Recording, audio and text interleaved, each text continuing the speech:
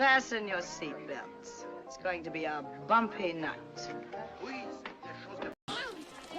But tell me, Eddie, is that a rabbit in your pocket, or are you just happy to see me?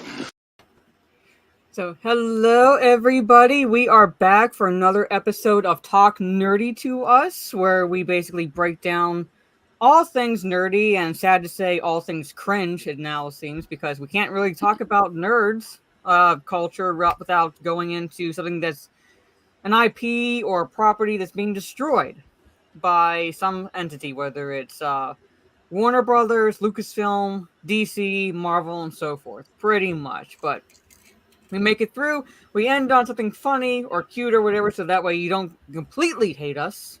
But before I say hello to the chat, I'm going to introduce my co-host for this co-hosts, I should say, for this evening. We'll say right now, should they choose to be part of this, honorary members of what we call the host squad for Talk Nerdy to Us, which is normally myself, my nerdy home, and Blabs. But we have like two other lovely women that will give their inputs on the topics I have for this evening, starting first with Ms. Martin Uses, one of my cohorts in Conan D&D, and fellow, well, she's the thief, I'm the assassin, pretty much, our duo, pretty much. But let everybody know where they can find you and all that fun stuff. Okay, you can find me here on YouTube with Miss Martin Muses, where I talk about what makes me laugh, makes me cry, makes me happy, makes me sad, or just really ticks me off. And right now, it's a lot of Tolkien I am covering for no reason whatsoever. I'm going through his letters right now, so.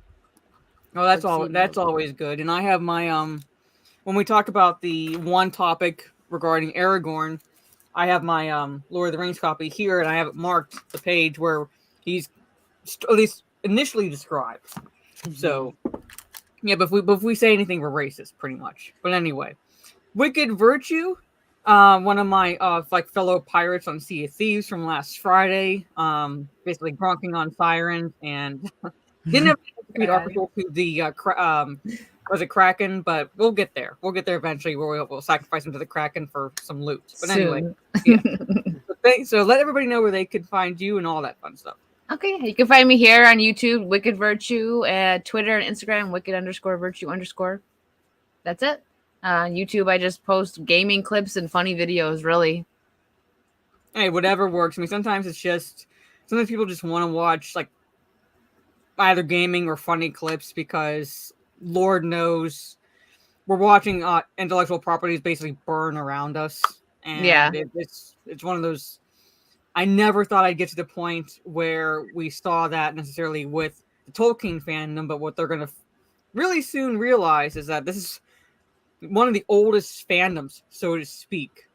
Not just within the fantasy genre, but just in general, since Hobbit and Lord of the Rings. So they're messing pretty much with the wrong fandom. So I'm waiting for your racist, sexist, misogynistic attacks to start, and they're starting to go pretty much. Yeah.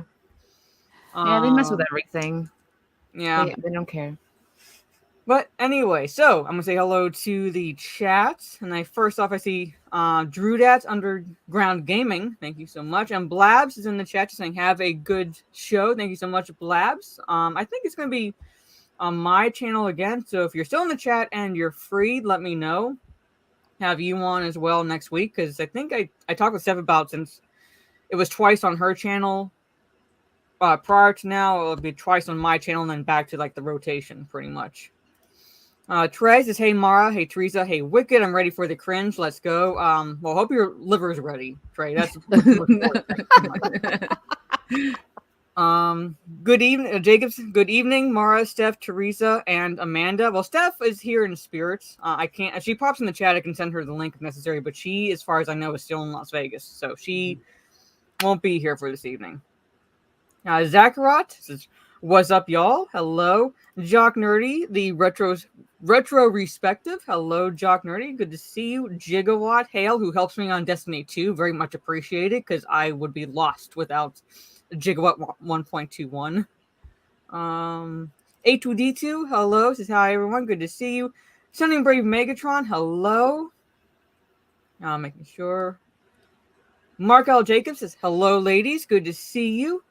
Jaluk, or Jalas, as Rhino called him, the Rhino the Boomer. Oh, that's another thing. Kind of, Teresa. We're not exactly going to go into it necessarily, but I saw the headline and I can't believe I can't believe I'm talking about Fortnite. Oh my gosh. In the same breath as this. Don't But let Lethal hear that. According to someone who like noticed something in the game, now it's just speculation, it's just rumors, so it hasn't been officially confirmed, but they're guessing there might be a Lord of the Rings crossover in Fortnite. Wow. Based on how this like sandcastle looked, because to them it looked like Helm's Deep. I don't know, that was the groan I had when I saw the article. No. Oh no. And Rhino plays Fortnite, and I was like, if I see that in the game, I'm punching my monitor. Pretty much. That just might finally push me over the edge. If I'm saying if it's true, right now it's just basically someone looking at a sandcastle in the game, going, that might be like a hint that there's gonna be a crossover. So I don't know. It's more about like Tolkien State or whomever would give the rights to Epic so far has not said anything, so I don't know. But yeah. So when I saw Jaluk's name, I remember what Rhino said, and that kind of like triggered a 6 degrees of separation, and that reminded me of the article I just saw. So 6 degrees of cringe, pretty much. D-Day Direwolf, hello, good to see you. Phil, hail the Talk Nerdy to Us panel, and hail the chat, good to see you, Phil. Ketchup does not belong on pizza, but welcome anyway. Welcome anyway. Yeah. Alex McCarthy, the king of retards and cars, is howdy Mara and replacement Steph. How's the whole thing? Well, two lovely co-hosts, so don't worry, you'll love them just as much as I do. And okay, Tim F, I think I missed your initial chat, but hello, Tim F. There you go. Hello. See you, Ms. Martin Muses. Troubled Cat, hi Amara and folks, good to see you. Oh, sorry, it just jumped on me. Ethereal Dragon, hi, hello. David, Gravy D Thomas, hello, Lady Nerds, good to see you. Fuck Norris, good evening, Talk Nerdy and friends, good evening to you. Yes, this is Ms. Martin's channel. Thank you, Trey. The Embracer, yeah, I just read this as well. The Embracer Group, which is a Swedish company, bought a ton of rights to Lord of the Rings, The Hobbit, and related materials. So there's like now articles like popping up left and right about how there could be possibly more content, like a spin-off with Aragorn, Gimli, and so forth. And I'm like, nope, just nope. So this is Wicked's YouTube. Thank you so much. And her Twitch. Thank you so much, Trey. Thanks, Trey. And my new live channel. Thank you. Yep. Me doing stuff over there, building that up. Thank you, Cherish. Just subbed to Ms. Muses and Wicked. Thank you so much. Thank you. And this is a super sticker from Mark Ashman. I gotta scroll back up. It is a $20 Australian super stickers. This is thanks for being you. Thank you so much, Mark. Very much appreciated. Yeah, no more. No. You no. I'm the targets pretty much whenever you're behind the wheel, so no. But yeah. Make sure he's got some hard cider. Hey, whatever works. That's going to happen. Fortnite is bringing everything popular and given the states sold some rights to Amazon, then we can assume with enough money. I'm just saying, like, because knowing what Tolkien Estate has been doing under, I would say, primarily the stewardship, for one of a way of putting it, on Simon Tolkien, Christopher's son.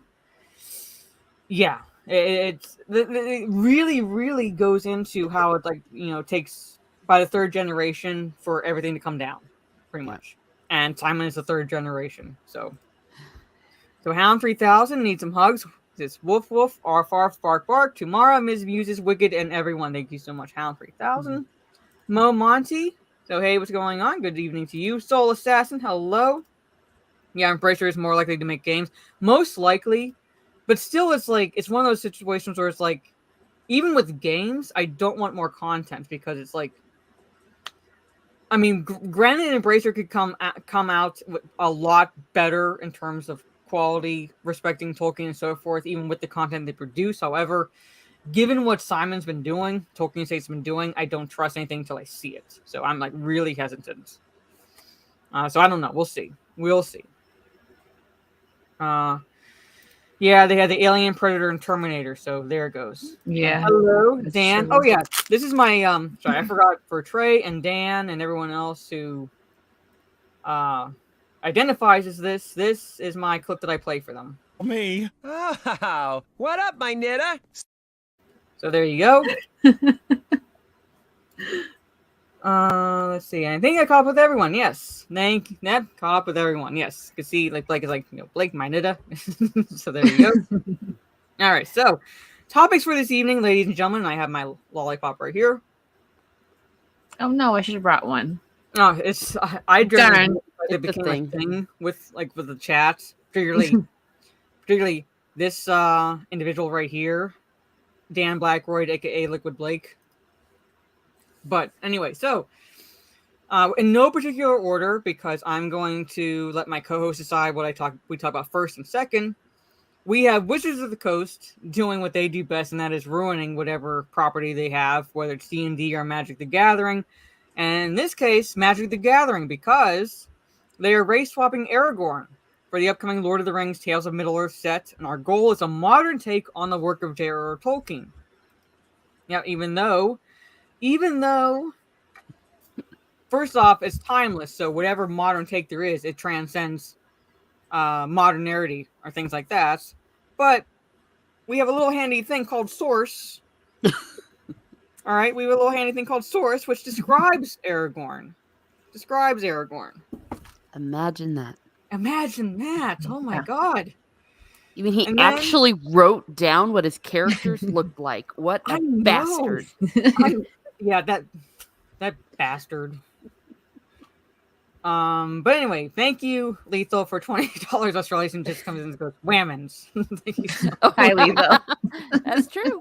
Well, two whammies We in are. a row. Well, Yeah. we're like, we're like, you got okay, to be accurate, more accurate, Lethal. You do not have to send another super chat for this, but if you're gonna be accurate, you gotta have host squad. All right. Oh, gee. There you go. Hashtag host squad. I've Yeah, Never- hashtag host squad. There's a first time for everything. I've never been called that. But that's great. I embrace that. There you go. We embrace our inner hose. But anyway. Oh no, I'm in trouble now. There you go.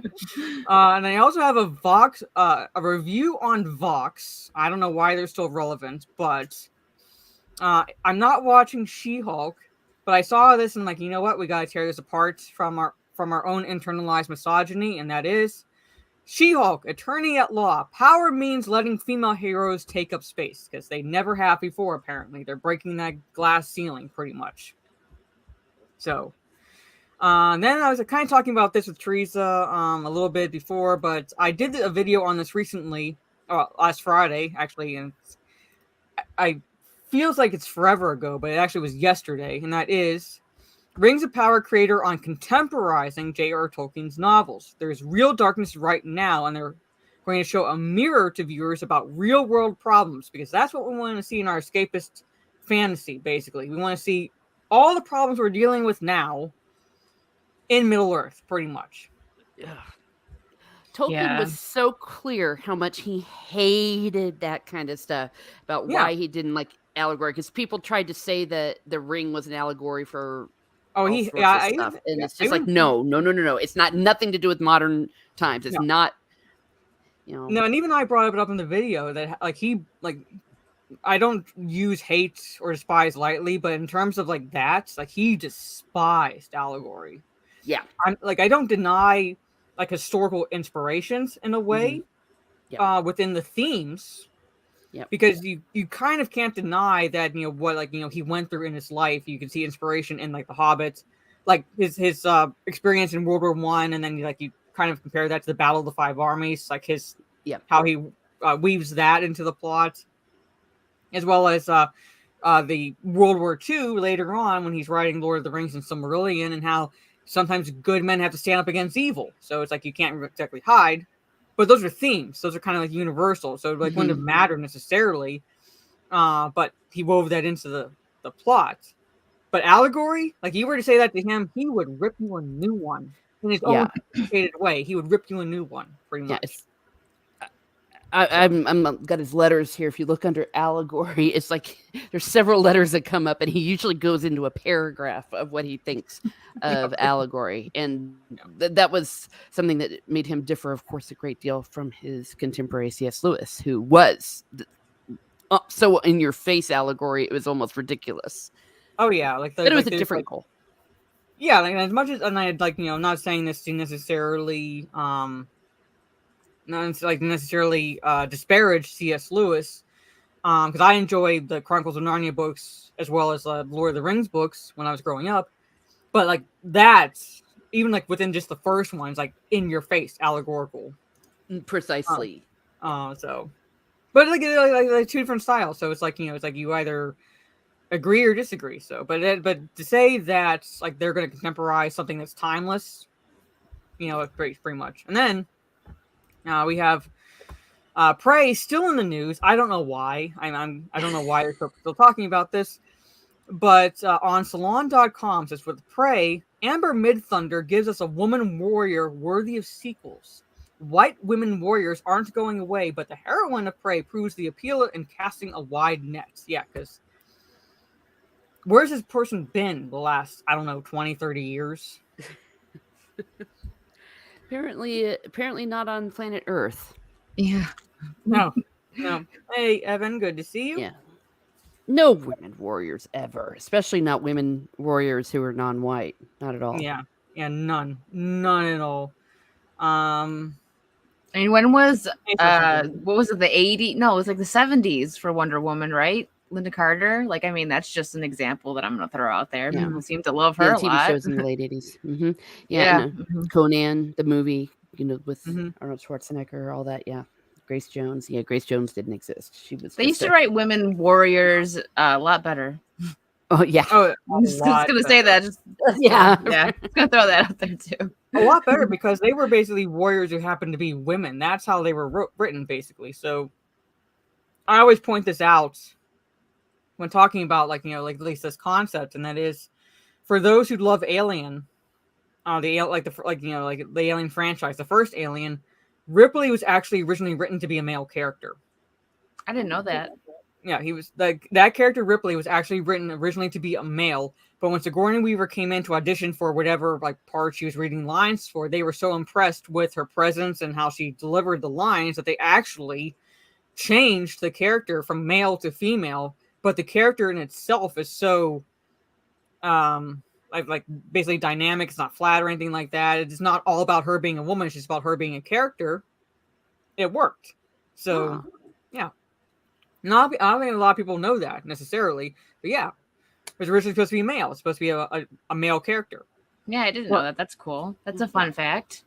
Yeah, so it's like people point like it's like about women warriors today, and I was like, well, did you know about this? And they're like, no. Well, yeah, that tells you about the writing. That tells you about the writing right there. That you wouldn't have known that character wasn't originally supposed to be female.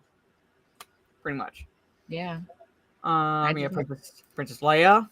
Yeah, Leia. Oh, yeah. Right behind me. I didn't even say Leia first. She's right behind me. Yeah, she kind of pandered during Pride Month. Did she? I didn't know that. A little bit. Yes. Yeah, some of the trans people, I guess, identify with Wonder Woman apparently, and I think there's something to that effect. Yeah, it is a lot, basically a lot of pandering, and it's like Ripley character is a competent character, but not perfect. Her gender doesn't play a role in her overall character. The only time her gender ever really played a role, and that's when she found Newt, and that's when her mother instincts kind of took over because she missed her daughter growing up because of the stasis she was in. So when she found Newt, her mother instincts kicked in, but God forbid that happens now, because if you at all go into your womanly instincts or mother instincts, you're considered weak to feminists or third or fourth wave feminists. So, but that's like the only time her gender at all played any effect in her character. But even then, it was like a mother bear, pretty much. It was like, don't go after her young, and she still was a badass. So yeah, and yeah, maternal instincts made her more likable. Yeah, because like she wasn't one dimensional. So they definitely want to take that away. Like they want to empower women, but take away what makes like like things like that. The motherly instincts that we have that were just embedded in us. It doesn't make any sense. No, and I asked this, hey, Arcasul, we're going to feed you the Kraken next time, just FYI. Yeah. Yep. Or the I have Meg, a whichever one theory comes that first. Or Megalodon, yeah. yeah, I have a theory that they do it because they actually hate women because they always try Yeah. to erase everything about women.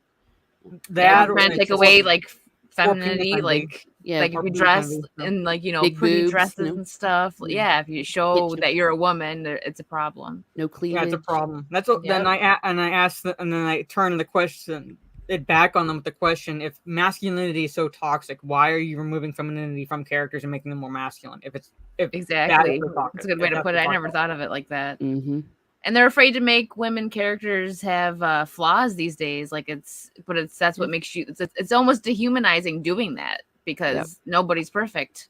We all have flaws. Nobody is perfect, and that's the thing. It's like for them, imperfection means weakness, and we're like, no, it just means that they are more relatable because no one's perfect. No one's perfect, and one of my I'm more DC, but one of my favorite characters in Marvel is Spider-Man. And last I checked, I mean, granted, I don't look in the mirror often that much, but I'm not a straight white male.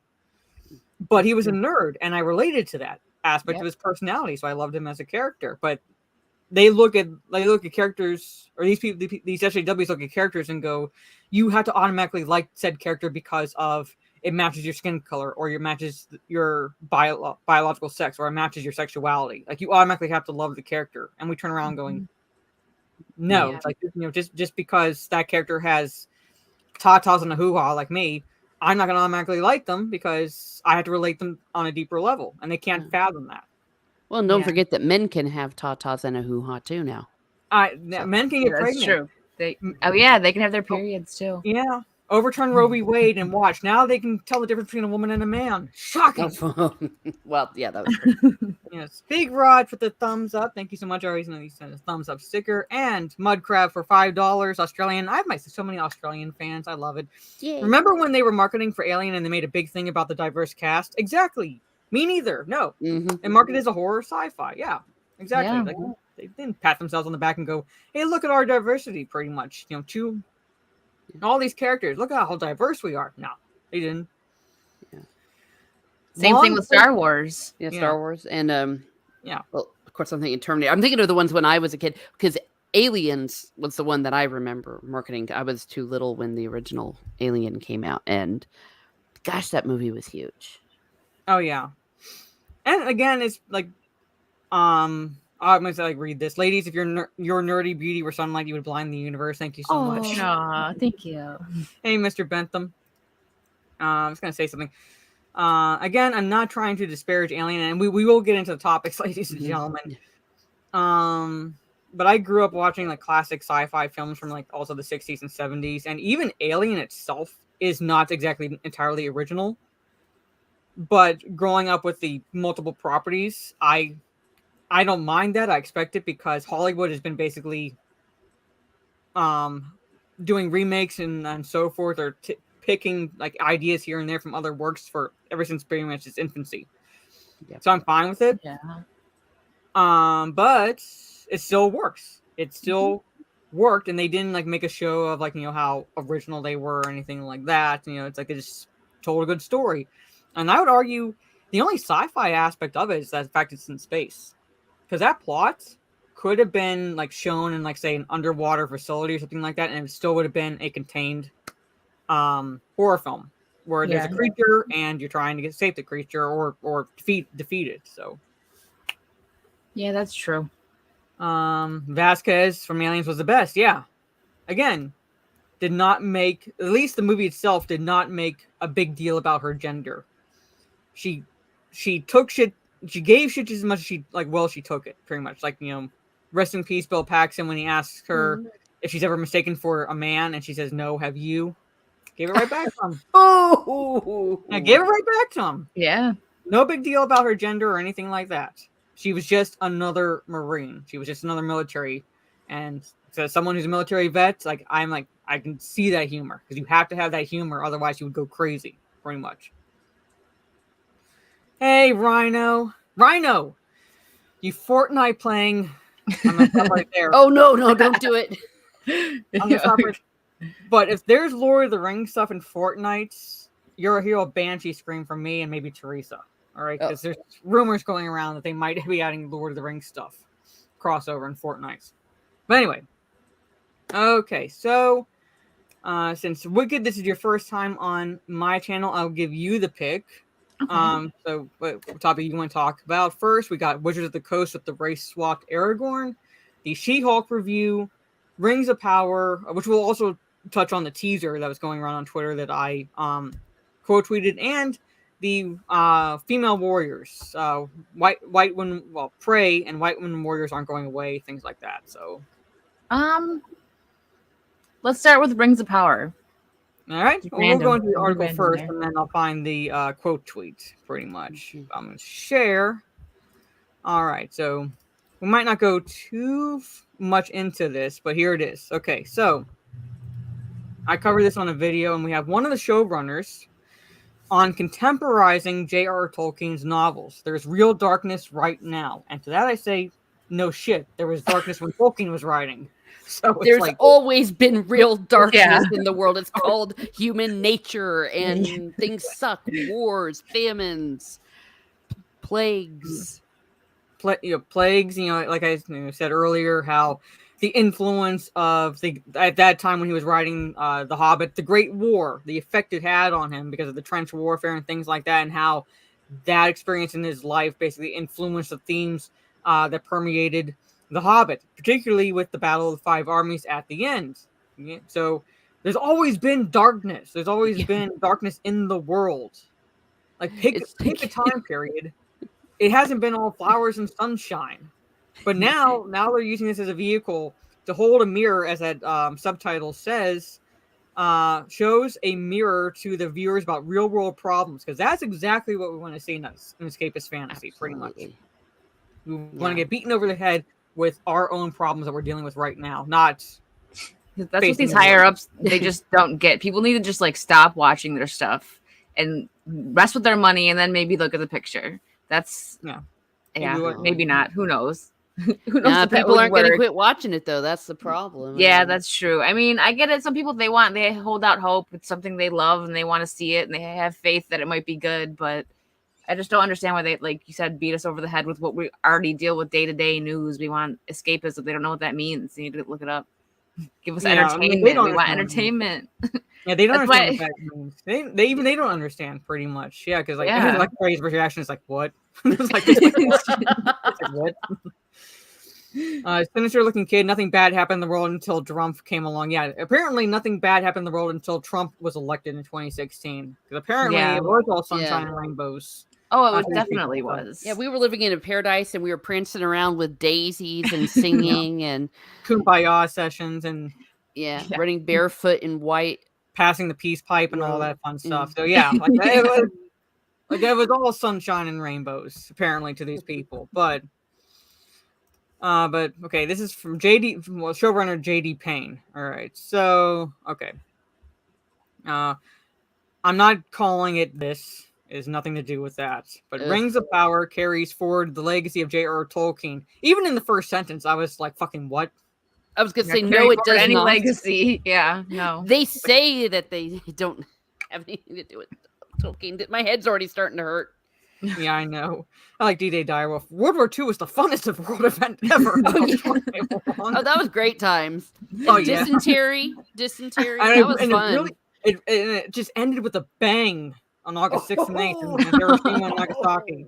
Yes, I went there. Yes, start here, ladies and gentlemen. Hey, my grandmother helped build that thing. She was in Tennessee. She didn't know that that's what she was building, but Oh well. Hey, well, more power to your grandma. Oh yeah. The fireworks must have been like astounding. Hey, she had the nerve when my granddaddy came back from Europe after fighting the Nazis. She told him, "We won the war for you." He wasn't amused. Hello. Let's talk nerdy. Well, we are talking nerdy. All right, nerdy and dirty. Yes, there you go. See, I'm embracing my inner hoe. There you go. Hashtag Host Squad. Hashtag Host Squad. Put that in the chat. Oh my gosh. Okay. Yeah. J.R.R. Tolkien, creator of the actual works, the Lord of the Rings fantasy novels, as it shows a mirror to the viewers about real world problems, Payne said Thursday. Rings of Power is primarily based on the appendices of the Lord of the Rings because they don't have rights. They don't have the rights to using the Silmarillion, Unfinished Tales, or anything else of it to detail the Second Age. Yeah. Which we've given them 5 seasons worth, pretty much. We've given them 5 seasons worth. Yeah, that's the best way to honor Tolkien's book about what happened in the Second Age. Not do it. Yeah, that makes do sense. it. Yeah, We're just not going to do it. Do it. Yeah, no. D-Day was a walk in the park. Vietnam War wasn't that bad. Yeah, I was gonna say. It's like I don't know. I don't know where people were getting in that. Like I don't know why history is saying that all this stuff is bad. I mean, I don't remember all that. Hey, the best times were the Black Plague. Yeah, awesome. exactly. I'm sure it was a real party. Yeah, exactly. I mean, you read Mass of Red Death. I mean, that's how people went out. So it's like, hey, fun times. Fun times had by all, ladies and gentlemen, pretty much. Okay, so it's specifically the description of Middle Earth's Second Age and includes younger versions of some of the key characters from the original trilogy. In-name only characters. In-name only Galadriel. In-name only Elrond. Those are the two that were in. I hate that they're calling it the original trilogy, but in the Lord of the Rings trilogy.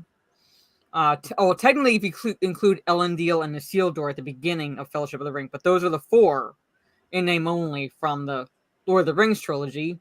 Then you have in-name only Gil-galad, in-name only Durin, in-name only Celebrimbor, who looks like if my grandma dressed up in a muumuu for a sitcom. And don't forget Celeborn. He's MIA. Yeah, Celeborn.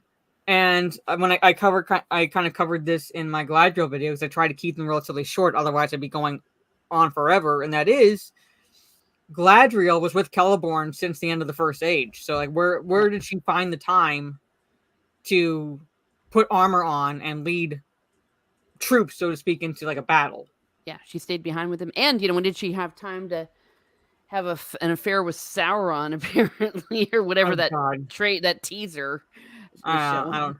Oh my god! Well, we're gonna go into that teaser in a little bit after this article. But yeah, so it's like, let's see. Yeah, the Black Plague was racist. Must be racist. Yeah, it's the plague of color. It's the plague of color. That's what we're gonna call it. And it's slanders towards rats. Yes, exactly. I knew it would be bad when they fired Tom Shippey. Yes, that was like one of the first red flags.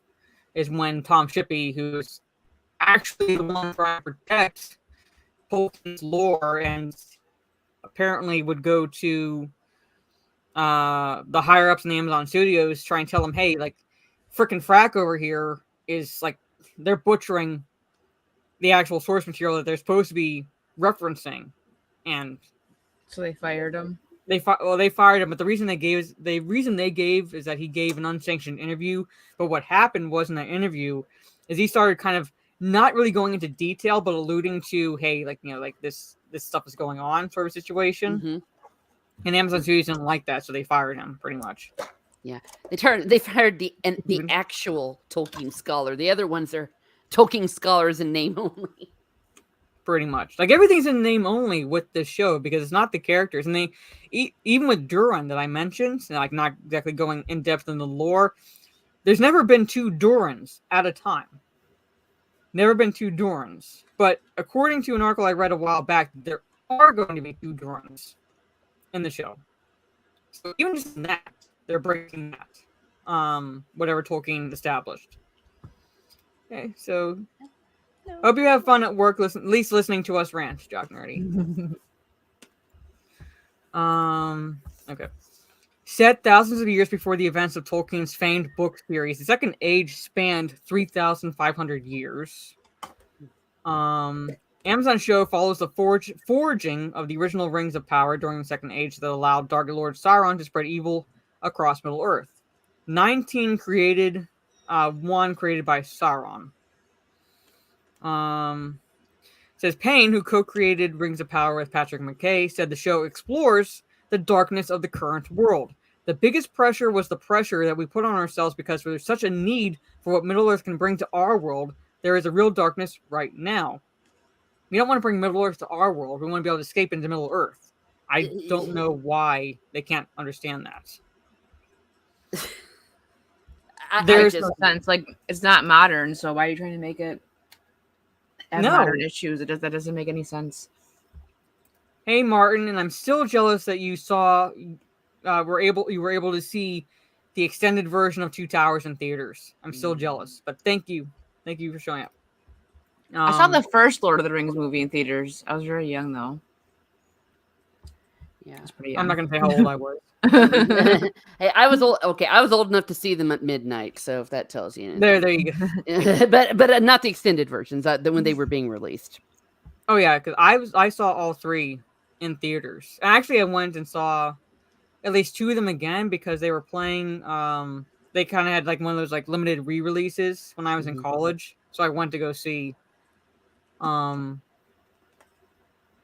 know I saw at least Return of the King, the re-release. I can't remember if I saw Two Towers or not, but and then the theatrical releases were the theatrical versions were released on DVD and so forth, and then the extended editions were released, and from that point on, the extended editions are the only ones acknowledged by the Tolkien fandom, pretty much. Yeah. How long were the extended ones? Like 6-7 hours? Isn't the original like 4? Not quite. No, they really did not add.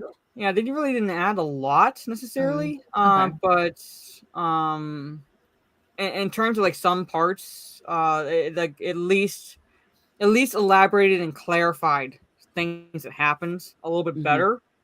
Okay. But I'm not trying to talk down about normies, but like Tolkien fans would like kind of pick things up, but people who haven't really read the books or anything would be like, why is this relevant, or what's going on here, or like why would this be important later on sort of a situation, or like what did Peter Jackson change, things like that. So yeah, I'm like, watch. Hey, I'll tell you, if anyone deserves to get some lightning striking them, or Tolkien from beyond the grave saying that's enough. I hope that's the case. I really do. Fleetwood Matt said, I watched them all in theaters, and I had read the books a few years before they announced the movies. Yeah. Oh gosh, I reread them as well before. Before, yeah. Well, and you got to understand, when he was making these movies, the excitement level, because our whole lives, all we'd had was the cartoons, and then when we realized that not only were they going to be live action, but when you saw the cast they had and all the behind the scenes stuff, and you just realized, I can't even tell you how we were all losing our minds with excitement and how it delivered. Yeah. Even the teaser showing the Fellowship coming up over the hill, like that mountain, and you like see like Gandalf leading and the hobbits. Yeah, everyone went out for a metaphorical cigarette after that. Pretty much, yeah. Like just about every female Tolkien fans, basically ovaries exploded in that scene. Yeah. Pretty much. The first time seeing Aragorn and Sean Bean as Boromir, holy hell! And Orlando Bloom as Legolas, and hell, like just the scene itself of the Fellowship. Yeah, and even build a friggin' pony. And the score, pretty much, build a pony. Yeah. So, I have my siblings and I have a Monopoly version of Lord of the Rings. Oh, that's cool. You can not, I think it's for the utilities or whatever those squares are on the normal board, but they have the horses. So you have build a pony. You can kind of like own Brago and so forth around the board, and Mount Doom, and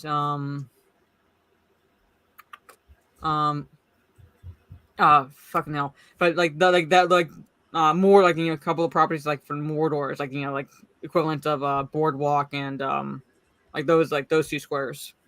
Yeah, I remember going to Burger King like over and over and over again to get all those glass goblets that lit up, and I still have them.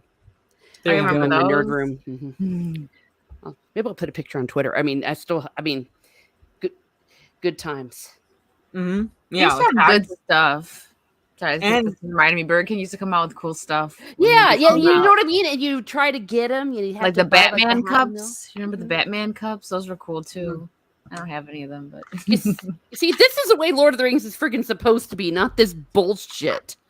and the fact that they had Christopher Lee as part of it, so it's like we didn't exactly have any fear because we knew that Christopher Lee would be like the no man and like would stop anyone else from like doing anything bad. Yeah, it's like terrifying the entire cast and crew. Yes. So like if like he's there, like we knew that he would at least make sure that they were in line. Because this is a man that Tolkien, like when I'm talking about I'm talking about Christopher Lee, but Tolkien would even have like at one point would have cast him if they were to film it as Gandalf. Yeah, he endorsed him as Gandalf, and he actually met the professor too. So when you have Tolkien endorsing you for one of his characters, like you trust that. You trust that man pretty much. Darn right. So there's a lot of people who are in a lot of political darkness, economic darkness, social darkness, just a lot of challenges, and Middle Earth speaks to people in their soul, the showrunner said.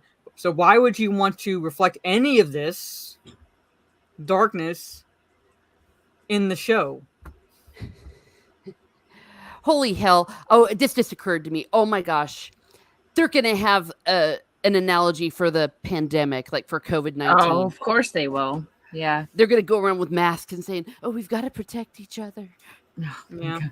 Something like that. Because I'm like saying, like, again, it's like the whole point of escapism is that we don't want to be reminded of whatever darkness we're living in now. We want to be able to escape into whatever the setting is. In this case, it would be Middle Earth, and actually just watch what's going on in Middle Earth. We don't need it to be a mirror to what we're experiencing. We don't want it to be a mirror to the basically whatever they want to talk about with COVID or politics with the politicians, current wars or anything like that. We don't want any of that. But nope. But that's what we're getting. Yeah. Well, and also, let's just face it, it's also boring. Yeah. It's like, oh wow, that's really original. No one's ever done the 500th TV movie miniseries thing that's supposed to be an analogy for Trump and for the darkest times we've ever lived in. Yeah, and I love how they still claim that Tolkien sketched out the story, but did not do it in detail. Bullshit! Seriously? I lose my fucking mind when people say that or try to say that Tolkien didn't even write the Silmarillion. It's like, what the fuck? He actually technically wrote it before Lord of the Rings, because it was like everything in Lord of the Rings was the result of what he was writing in Silmarillion. It just wasn't published until after his death, because it was published by Christopher, who put every one of Tolkien's notes together, pieced it together into what started out as the history of the Second Age. So if Tolkien didn't write that stuff, where would Christopher Tolkien have gotten anything to piece together? Yeah, most of them, and the vast majority of it was finished. It was unfinished at his death. But also remember, Tolkien presented those two books together, and I got the letter right in front of me where he was trying to convince them, listen, the Silmarillion and the Lord of the Rings are like two books, and they wanted to do the Lord of the Rings, but not the Silmarillion. So he had it there. Yeah. So like to say that he just sketched out the story and they're having to fill in the blanks as they go along is just, and then in the same breath, where is it? They're connecting stars in the sky. Claiming to be fans, pretty much. If fan would know that he says the author has become part of his soul. Oh, for fuck's sake. Oh, yeah, pardon my French. I'm starting to get mad. Both of those in the same breath is just... I'm sure Tolkien Tolkien is losing his shit in his grave. He's spinning right now, and he's going, what the fuck? I don't want these idiots sharing my soul. No. That's what he's doing, pretty much. Says, we're telling the story of the forging of the Rings of Power, Rise of Sauron, Fall of Numenor, and Last Alliance between elves and men. So we had to bring that to life. Which the last alliance of elves and men would be ending the Second Age, and we already saw that at the beginning of Fellowship of the Ring. So they can't technically show that in the series. No. So where are they going to end? So they can't show that unless some of the conspiracy theories are true. They're actually going to try to start to change the story and create the whole thing in their own image. That wouldn't be surprising. No, would not be surprising. They do that with a lot of things. Yeah. And then say It's a multiverse. Yeah, that's like Yep. it's like when people call it a franchise, I'm like, no, it's not a franchise. Intellectual property works, but not a franchise. Because when you say franchise, it's like, again, we get like the multiverse, the spin-offs and all that. And I'm like, no. And then like the non-canonical characters like this Browin or whatever her name is, who has a rebellious teenage son and a forbidden romance with an elf. The race swapped elf with the fade. That's the CW version of. I don't know where he found a barber in Middle Earth to give him that fade, but Barber. I'm looking at this going like, It's just really, ridiculous. really. Hey, Damaj and I. But anyway, let's just I'm gonna stop sharing the screen and we're gonna bring up that teaser because I did not watch it. Watch it with sound. So I want to save it for tonight. I'm gonna have a conniption fit. Most likely. Oh, I've seen it. Okay. I said I haven't. Not with sounds. Not with sound. So. So let me share this. Okay. Please don't hate me, chat. But like I said, I have not watched this yet. So.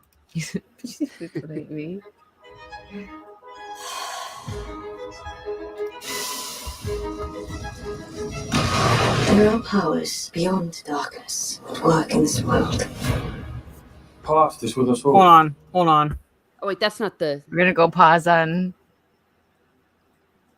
Beck. Oh yeah. Oh, is it a chick or is it a dude or is this the LGBT stuff that they were teasing? Is that Joffrey from Game of Thrones? My first thought with this image here is: do you remember the woman who played the devil in Passion of the Christ? Oh my gosh, that is what it looks like. That's what that looks like. It looks like that the devil in Passion. Well, we knew Satan was behind most of this, anyways. But yeah, wait, is that? I can't tell if that's a guy or a girl. Is there boobs? The person's gonna be trans. Looks like there's boobs. I don't. Yeah, probably. I thought when I originally seen a picture of this, I thought it was a guy, and I'm like, is that the actor? I literally thought it was the actor that played Joffrey. I'm not even joking. Yeah, but now I'm like, wait, does this person have boobs? Yeah, it looks. I mean, it looks that way. I tell you, what am I looking at? I have no idea. We don't know, Trey. Well, we don't know what the character is because none of these characters are really. I mean, was that Galadriel heavy breathing at the beginning? I mean, I think so. I mean, I can start it over, but like I think that was her talking. There are powers beyond darkness that work in this world. Like, yeah, but it goes back to it's like when Elrond's trying to say that he's seen his own share, and it's like oh silly man, I'll put you in your place by saying that you have not seen what I've seen. Sort of approach. Yeah. Oh yeah, the Monty Python skit. And he goes, "No, I've seen it," and she's like, "No, you haven't." It's like she says it like twice. And then you have the backup dancers from Camelot going like going on. Hold on, where's the? I saw. Oh no, I'm seeing the chat. You guys are crazy. Yeah, it's Daisy Ridley. Double bro. It's Daisy Ridley with her shaved blonde hair now, pretty much. All right, let's continue. This world. Past is with us all, whether we like it or not. What is that supposed to be? Peter Pan. He's flying. Is that the guy from Sesame Street? That guy was on Sesame Street. I think that's the guy that was on Sesame Street. Like, not he literally looks like he's flying like Peter Pan. Yeah. He is one of the the Mary Martin. Yeah. What? Well, I know elves are supposed to be graceful, but dear God, he's floating towards the Lord. And whatever that dumb line was, like, there's like really bad powers in the world. Yeah. Or whatever she was saying. That's a really nice fade, though. I mean, yeah, I'm saying, look at that. Look at very that clean, super clean. Hey, oh my God. I want his hairstylist. I want some of that pretty stuff going on. Oh my God! Like, who are you? I'm Ray Sauron. She's stealing identities left and right. Yeah, I know. All right, and I think that's like an orc. He's supposed to be going after one of the orcs. Okay, like just 2 seconds later, Galadriel does not lead an army. No. And if she did, she would be smart enough to at least wear a friggin' helmet. What the hell? One of the most powerful mages in all of Middle Earth would not need to brandish a sword or wear armor. Yeah. And even if she did, I mean, it's not what she did. That's the thing. And that's not what Tolkien wrote her to be. That's not what she did at this time. There were other elves that were warriors, yes, but not her. Well, the two that, not just the two, but two that we know that led the elves in the last alliance were Gil-galad and Elrond. Elrond was the leader. Yeah. One of the commanders of the armies. Yeah. Her? No. Like I said, like she stayed behind with Celeborn. Yeah. Yeah, give me Cobra Kai season 5. Yeah, that's. Oh gosh, yeah, hell yes, I'm ready for that. I'm waiting for that. Yes, we need some Johnny Lawrence right now. Well, you see, and then they gaslight us and they say, "Look, in this letter, Tolkien said that she would put her hair up for athletic activities." It's like, oh yeah, so that means obviously she led armies and all that, and her hair's not up anyway. So shut the fuck up. So fighting wars is an athletic activity. Yeah, apparently. Well, and then it says she was, and then she was of an Amazonian disposition. It's like, oh, okay, yeah, then that just obviously proves it. You know. Yeah, because obviously when I put my hair up in a ponytail, I'm ready to lead men into war, not just walk my dog outside because it's hot. And her nickname was Galadriel. You know, that name comes from like a crown of hair or something, whatever. It's like golden crown because she was so beautiful. It was like a crown in Celeborn. And like, does that look like that? Like, no. It's supposed to be like ethereal, pretty much. Like Galadriel's supposed to be like ethereal. Does that look ethereal to you? No, yeah, And like it based in Tolkien, pretty much. I'm not like not pretty much, but whenever he was coming up with Galadriel's character, he had the Virgin Mary in mind. Correct. So last I checked, the Virgin Mary wasn't a warrior either. No, she was a spiritual warrior the way Galadriel was. No, literally, I actually just did a thing on the LotR on that. Is that he said that he owes most of her character to Catholic and Christian imagination about the Blessed Virgin Mary. It's like, yeah. So, and that's why when you look at the Fellowship of the Ring and the way Peter Jackson presented her, it's like, yeah, it's definitely there. Obviously, it's not a one-to-one allegory, but if he said that that's where he got his inspiration and that's why he wrote her and all that the way she did, I tend to believe the man that wrote it.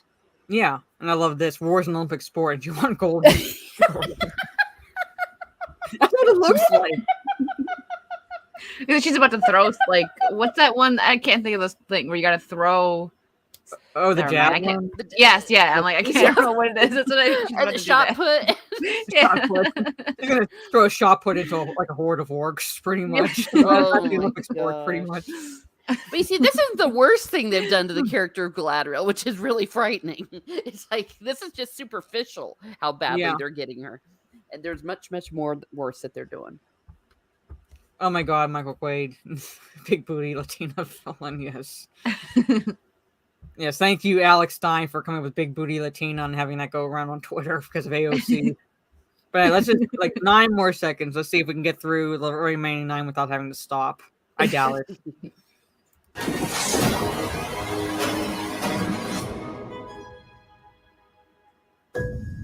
Okay, I guess that was it. All right.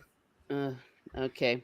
Well, that guy, that guy needs to go to get a manicure. Whoever those nails were. Reminds me of those ASMR videos that you see where someone has these really long nails and they scratch on the microphone. That's what that. Oh yeah. Oh no. Lyndon likes ASMR, so he would like that. Yeah, Black was like 10 out of 10 masterpiece. Well, at least that one looked a little less like a soap opera. That first, I think it was the first teaser where they just turned like a telenovela or something. Like I had no idea that was this. The Young and the Restless. The video, and don't put the Young and the Restless theme on it. I was like, oh my God, that like it's so Young and the Restless. Brought to you by Oil of Olay. Well, see, what I was afraid of. Mara, that you were going to show the other one, which was worse, which was where she and the alleged Sauron character are all like looking up and down each other's bodies, and he's like, and she's like, oh my gosh, it's a man. Yeah, so it's making it like they're going to have a romance. I want to find that one. I can show it a bit later, but well, that's the one that made me just like go. Well, kind of like She-Hulk, but the cool She-Hulk, and start smashing furniture and stuff. I was so mad. She got to draw her big bad sword. Yes. Mm-hmm. Hold on. Where's Day Direwolf? We're the Muslims. Yes, we're the Muslims. Oh, that's right. Where's the representation? Yeah. Well, they know better than. Oh, I was going to say something. I won't. But if they tried to do that to the Muslim religion, if Tolkien had been inspired by that instead of his Catholic faith, I don't think they would be brave enough. I'll just put it to you that way to do that to Islam. No way. No, way they would do it. Yeah, I might watch this series. If I do, I'm gonna full on admit on this live stream, I'll be sailing the high seas to do so. Yep. So I'm not giving Amazon clicks. No. But I feel like the more I talk about it, like up until this point, I was firmly like I'm not watching this. But the more I'm seeing what they're doing, I feel like if we don't talk about it necessarily, then at least like why this is a travesty, then it, like normies are going are going to be watching the show thinking that this is what Tolkien had established. So yeah, I'm sticking with that. I'm not going to watch it no matter what. I'm just not. I just can't do that to myself. Not just because I don't want to give them clicks, just for the sake of my sanity and my soul. But I'm continuing to speak again. Just this is not Tolkien. This is not what it is. And I think that it's very easy to get the gist of what they're doing. All you got to do is go on Twitter. There's enough pictures. There's enough clips to. That's what I personally am going to do. Yeah. I'm not going to subject myself. I'm going to watch Cobra Kai 10 times over. Season 5. Yes. So I will think about this Arc of Soul because I was also talking with Lyndon a little while back because he was going to do the same thing, sail the high seas, and watch it. So we'll but I'm thinking about kind of like how I was talking with Lethal about this and like doing how he would do it where he would watch it, do a quick review, and then do like a live stream a couple days later, where it's kind of like a therapy session / rant / going into the episode. That's a good idea. If you want to join Arc of Soul, you're more than welcome. And talk to other people. So I feel like it really needs to be torn down. Because I had like some apologists in my comments, trying to defend what was going on when I was making the videos. Of course. Even had one on Twitter that was like, again, like regurgitating the same things. So I'm like, okay, yeah, you don't understand the things. I'm muting you right now. But yeah, cut and paste. Yeah. But, no, I mean, absolutely. People need to know. I've been talking with my friends and my family, and they didn't know until I told them because they haven't been paying attention. They assumed that this was going to be the Silmarillion. That's what it was going to be. And I thought that too until we found out. And yeah, and so when I told them, it's like, well, you're not going to see that story. It's not Tolkien's story. And then they were like, well, then why the hell are they doing this? Yeah. So a Lord of the Rings movies retrospective, 1 film a week. Well, I don't think I have time because to do 1 film a week unless I do it kind of during because in like 2 weeks, Rings of Power premieres.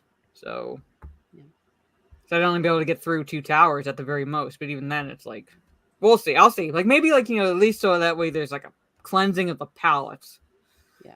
Watching the Lord of the Rings trilogy, the extended versions. So if you have that, watch that. So, hey, Corey. Yeah, I've planned that out on September 2nd. I'm going to watch the entire extended trilogy that entire day. I'm getting snacks. I'm getting everything. And that's what I'm going to spend that day doing. Oh, that's like sounds like such a great day. My siblings may do that around New Year's. Like just like just put on Fellowship and just like extend it and just go through.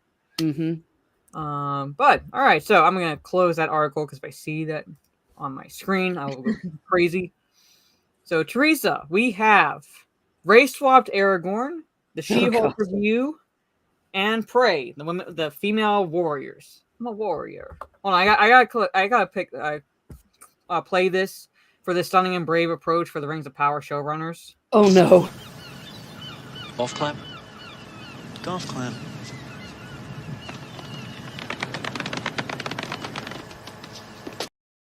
There you go. Okay.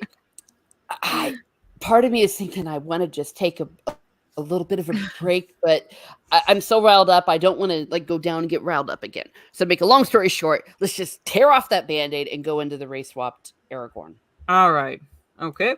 Because, yeah, what they do to Aragorn, well, you'll see Soul Assassin. You'll see what Wizards of the Coast is doing to Aragorn. So, for Magic the Gathering, they're going to do a Lord of the Rings, Tales of Middle-earth sets, and they race swapped Aragorn. That is Aragorn right there. That is Except Aragorn not on the Aragorn. screen. Yeah. And their goal is a modern take on the work of J.R.R. Tolkien. He's up for everything. Modern take. When they want to mess something up, just modern take. Do they think black people did not exist until modern days? I mean, what the hell is wrong with them? I don't know. I don't know. I think they did think that. They do think that. Yes, I was like Trey. He's like he's a brother. Man. He's a brother.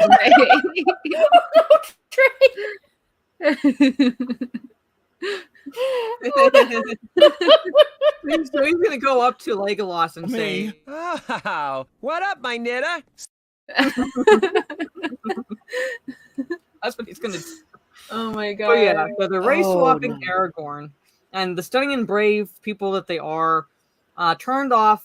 I think it was like a Reddit post or something, or like a forum, and they turned off comments because they please don't be racist. And people, I guess, had the audacity to point out that Aragorn, before we go into this article, is not black. And oh my god, source material.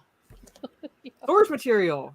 Now, I'm not going into everything, you know, how, because he's known as Strider beforehand, but it says, okay, he invited Frodo to come over and sit by him. As Frodo drew near, he threw back his hood, showing a shaggy head of dark hair, flecked with gray, and in a pale, stern face, a pair of keen gray eyes. Does that look fucking pale to you? No, but maybe they'll fix the lighting. I don't know. Like, yeah, it's need to fix the lighting. Like, yeah, I just had to go out and smoke a metaphorical cigarette because Aragorn is just so hot, even in the book. I'm sorry, I was just pausing. I'm like, oh my gosh. Yeah, I just feel like I need to get the clip from, in this case, from Tropic Thunder, where Robert Downey Jr. is like, you know, I'm playing a dude, just like I like playing a dude disguised as another dude. That's what I feel like. Here. But anyway, let's just the race swapping Aragorn, Wizard of the Coast, is at it again. So see that there, how Viggo Mortensen looks. Blah, I can't speak. That's Aragorn. Yeah. So in the latest example of Western entertainment's seeming obsession with reimagining J.R.R. Tolkien's seminal fantasy work in accordance with modern-day identity politics, Wizards of the Coast has revealed that their upcoming Lord of the Rings Tales of Middle-earth set from Magic the Gathering will depict Aragorn as a black man. Previously announced during the company's Magic Showcase 2021, the upcoming Lord of the Rings themed set was teased as allowing players to team up with such established characters as Gandalf, Gollum. Why the fuck would you team up with Gollum? I have no idea. My precious. Yeah, I'm saying it's like he's not the partner you want. Yeah, right. No. He's definitely the one that Oprah always warned you about. Yeah. He's just real tan. Frodo,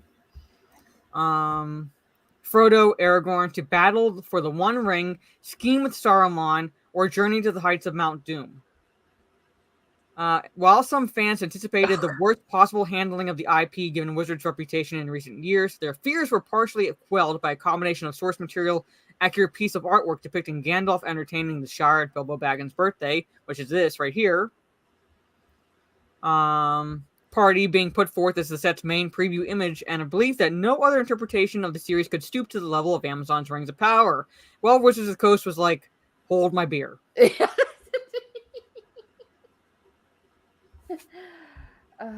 That's all I can do to that. They're just such pieces of garbage on so many different levels. Yeah. At least they were until a further preview of the set was given at the opening of this year's Wizards Presents, a similar live stream presentation which touches upon the company's entire catalog of offerings rather than just their popular trading card game. Taking the stage on August 18th, freelance host Sydney Goodman began her tease of the set's 2023 release with the assurance that Wizards' design team had worked closely with Middle-earth Enterprises and dove deep into the source material to make sure to get it just right, and that the cards and art in the series will have all the flavor and history of the trilogy. I also need the clip where it's like, so that was a fucking lie. Pretty much. Yeah. Have to head out, ladies. We'll catch the replay later. Thank you so much to Luke. Thank you. Good to see you. Bye. Yeah, we was Kangs. Yes.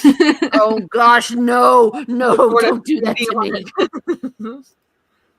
Man, I'm done with Magic the Gathering. After this, Wizards of the Coast and Hasbro can go fuck themselves. Yeah, they've done this too many times, pretty much. Yeah. Will he have Tim's on like Miles Thor? Yes.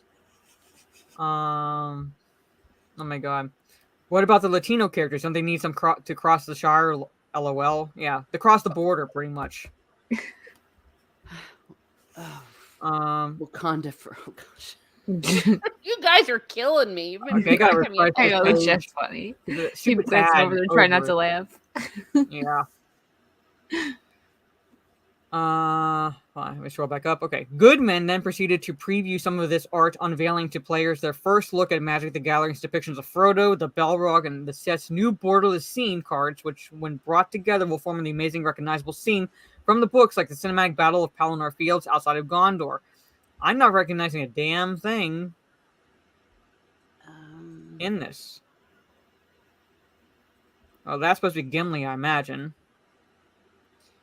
Holy shit, is that supposed to be Legolas there? Right where my... yeah, I can't... He has a man bun. Yeah, it is really dark. Oh. Yeah. Man buns should be outlawed. Yeah. Oh my gosh. There's the Oliphants, Riders of Rohan, Gondor Soldiers. I guess that's supposed to be Eowyn there. Okay, Wham Power by herself. That's the pose I do when I do Pilates. I mean, when you stick your chest way out, it's like you don't do that on the battlefield, okay? No. I'm trying to think. I guess that's might be the Witch King there on the right, far right, because I know Denethor wasn't down there, and this would have to that doesn't look like Theoden really, but yeah, they stood up on those dragons, yeah, real badass. Of course. However, upon her reveal of the cards depicting the latter event, fans were quick to notice a significant divergence from Tolkien's original writings, namely that rather than having a shaggy head of dark hair flecked with gray, which I just read in a pale stern face, as described in the books, Wizards claims to have followed ever so closely, the last chieftain of the Dunedain of the North was depicted as a short-haired black man. Again, yeah, they're barbers in Middle-earth. On their own, they are glorious pieces of art, concluded Goodman, but put them together, you can see the entire stories of turning pages of the novel. All right? Okay. So I guess that has to be the Witch King that's on the dragon in the middle. Because he's riding it, at least in the film version, when he's knocked down, when his dragon is killed. Yeah, because I think he outlands and then Eowyn cuts off his... Yeah, because it's going after Theoden. Expanding on the set's upcoming release in a follow-up blog post published in their official website, they shared their excitement and how the look and the feel for the world, the characters, the weapons, the locations, and story moments are going to be intimately familiar, yet fresh and relevant for a wider audience. Fresh and relevant, my ass. I think it was pretty fresh and relevant if people have been reading it and it's translated into 500 million thousand languages in the past 80 years. Uh-oh. Nope. Had to go for the liquor. Oh, it was that bad. The liquor was not that bad. The liquor wasn't that bad. This shit. Tasty. Ugh. Did they make Eowyn gay yet? Oh. I would not be surprised if they make her a lesbo. I mean, obviously, like, you can't be a straight female and, like, be strong. So you have to be, I don't know, overtly masculine features. Of course not. Yeah, and of course you can't have her marry my boyfriend Faramir either, because Faramir. Yeah, I know. Yeah, that's just too. She's sold out. Yeah, because she don't need no man. Don't need no man. The folks at Middle Earth Enterprises take their roles as stewards very seriously. Bolshevik. I'm gonna hold this. Just chug it. Yeah, I gotta take a few swigs of my Diet Coke. And I only have water here. Shoot. And every decision about characters has been made with deep reverence to the original. It's a big swig. Yeah. Don't play a drinking game along with this, everyone. You'll get alcohol poisoning. Trey probably is. I imagine he's had quite a few. Yeah, he's almost up to Four Loco. We're not even through half. Four Loco. Oh my god. We're not even halfway holy through shit. Well, if anyone needs a sponsor, I'm on Twitter, so just hit me up in the DMs. I might need one. I don't know, especially if I watch this series. That first step is the hardest. Yeah, well, I have another one in the fridge, so I'll probably have to probably get through that before I admit I need double A or whatever the alcohol. I can't talk right now. Alcoholics Anonymous. It hits you quick. Triple A is the one that helps you with your car. No, they're the fucking insurance company. Yeah, they're the people that change my tires when I'm crying on the freeway. A is a total different kind of crying. I'll go in drunk, and it's like, oh, where are the donuts, and where do I tell my story? Pretty much. Hey, there's always donuts and fudge and cake and cupcakes. I know, I might as well be a drunk and just take advantage of that. That's terrible. Okay. With that in mind, together we set out to make a set that follows two guiding principles: diversity and originality. What the fuck? Yeah, because no to the second one. Definitely yes to the first one, but it's for identity politics, even though that Middle Earth was diverse with the races to begin with. But obviously they only look at the human characters. Sorry, Trey. Stay hydrated. I hope be triggered and offended if the orcs don't at least do one choreographed Bollywood. I will. That might make it at least Rings of Power palatable or bearable.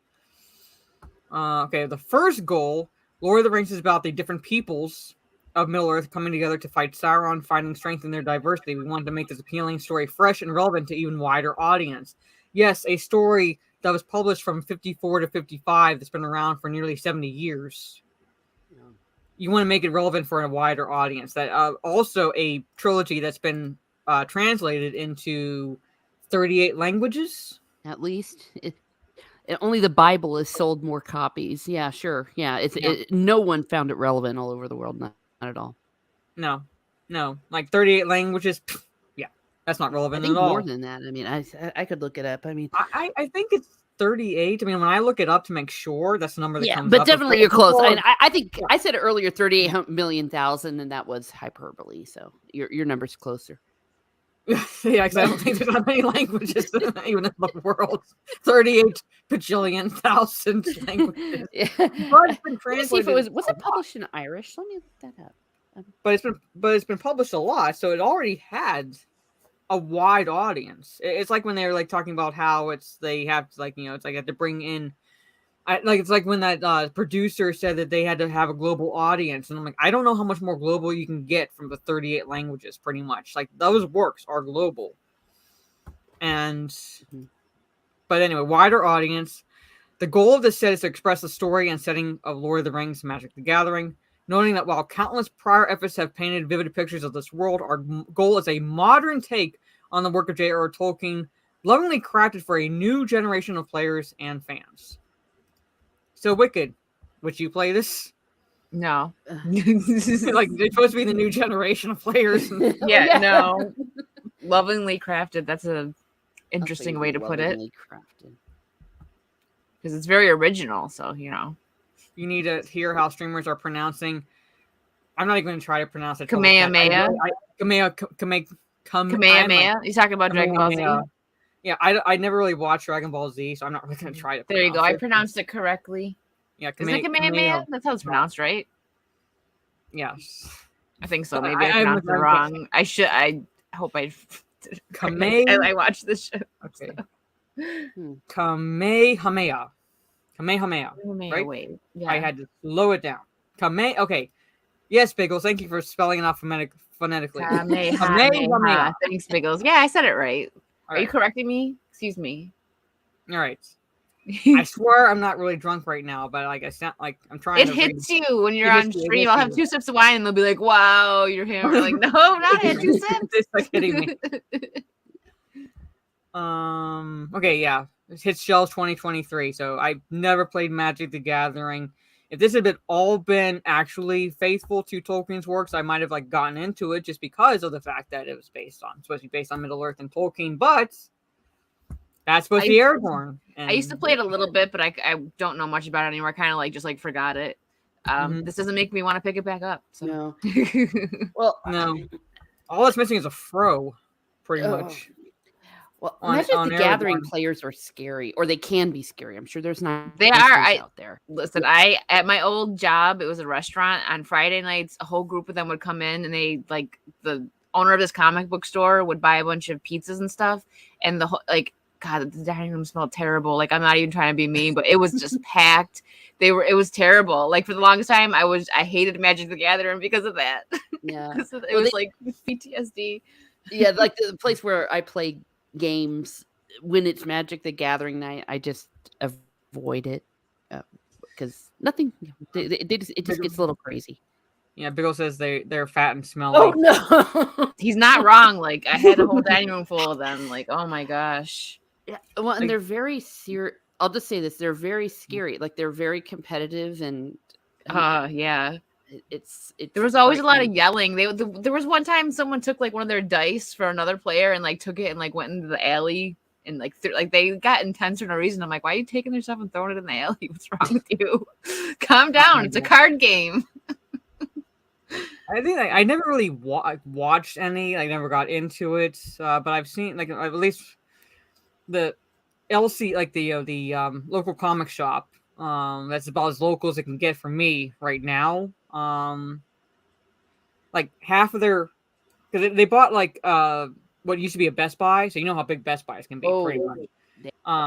So like one half, like from here over, is like the comics and manga and things like that, and collectibles.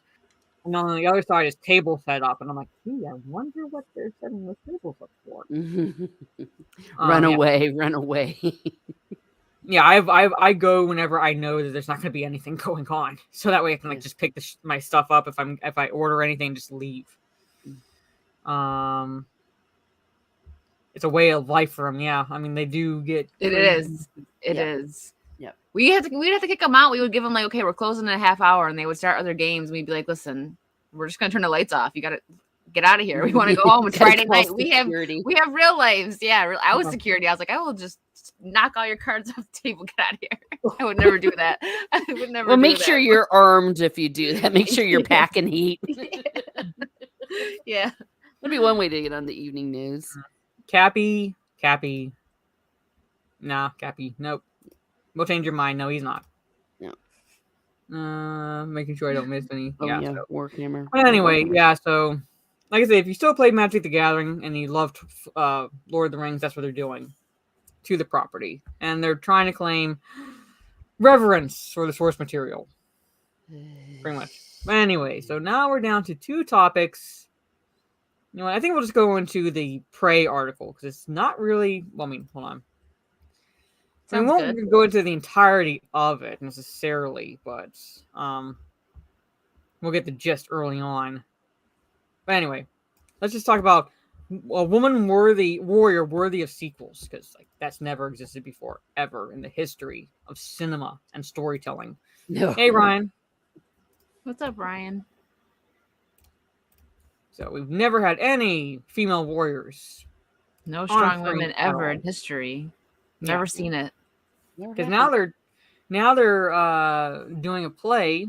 I think it's the Globe Theater doing it on Joan of Arc, and she's going to be non-binary. So Actual. Oh wow! So let's just take the woman right out of her. Yeah. Yeah, as about to say, it's like an actual woman warrior can't have that.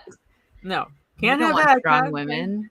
Can't have her pronouns be she her. They have to be they them pretty much, because obviously, I mean, she's wearing armor and things like that. So God forbid she has any femininity still to her or whatever. So obviously she must be non-binary. Well, she cut her hair. That means definitely she's non-binary. Yeah, like, obviously. Oh my God. Mar, take another swig. You need it. Yeah.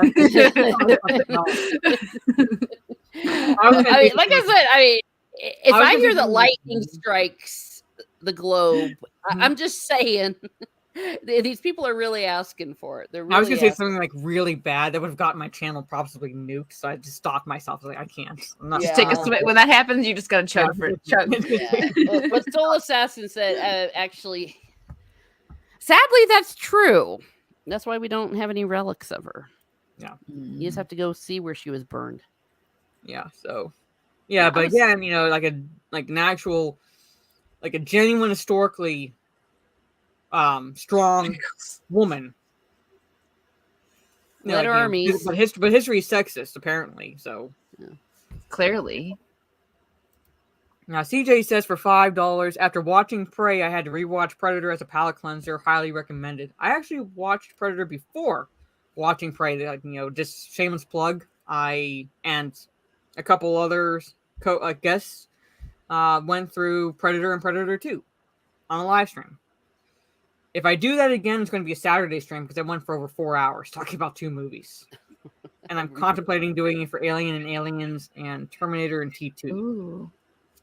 So it's either going to be like 2 separate live streams during the week or like a Saturday like major stream, pretty much. So just like, you know, just shameless plug for like future live streams coming up. But yeah, I watched both of them before Prey, and I'm kind of in the same boat as you. Like not trying to turn anybody away from watching Prey. Like I want people to judge it for themselves, but I was not impressed with it. But anyway, I'll probably check it out, but I'm not in a rush. Yeah, I don't have Hulu, so I don't know. I might have to, you know, Jack I asked my Sparrow brother I asked my brother for his password and username so I could like just kind of steal it off of him because he had a Hulu account. Yeah, that's what I do. I bet you I have someone with a Hulu account. I'll look around. Yeah, like that's what I was telling people. I was like I'm not stopping you from watching it, but my recommendation is like not to go out of your way to watch it. Yeah, it's not exactly like like a must see. It's been mixed. That's why I'm like I'll eventually see. I mean, even if someone doesn't like something, if I want to watch it, I'm gonna get my own. I want my own, view on it. But it's been very mixed. Like people either really loved it or were just like meh. Yeah, I'm in like the meh category. Yeah, and Predators was like objectively not quite as good in my opinion as like the first 2, but subjectively was like fun. It's like a fun take on in the Predator franchise. When I say fun, I mean like enjoyable, pretty much. It's like a more enjoyable watching that than Prey for me. So, but it would go in this order: Predator, Predator 2, Predators, Prey, and then the Predator.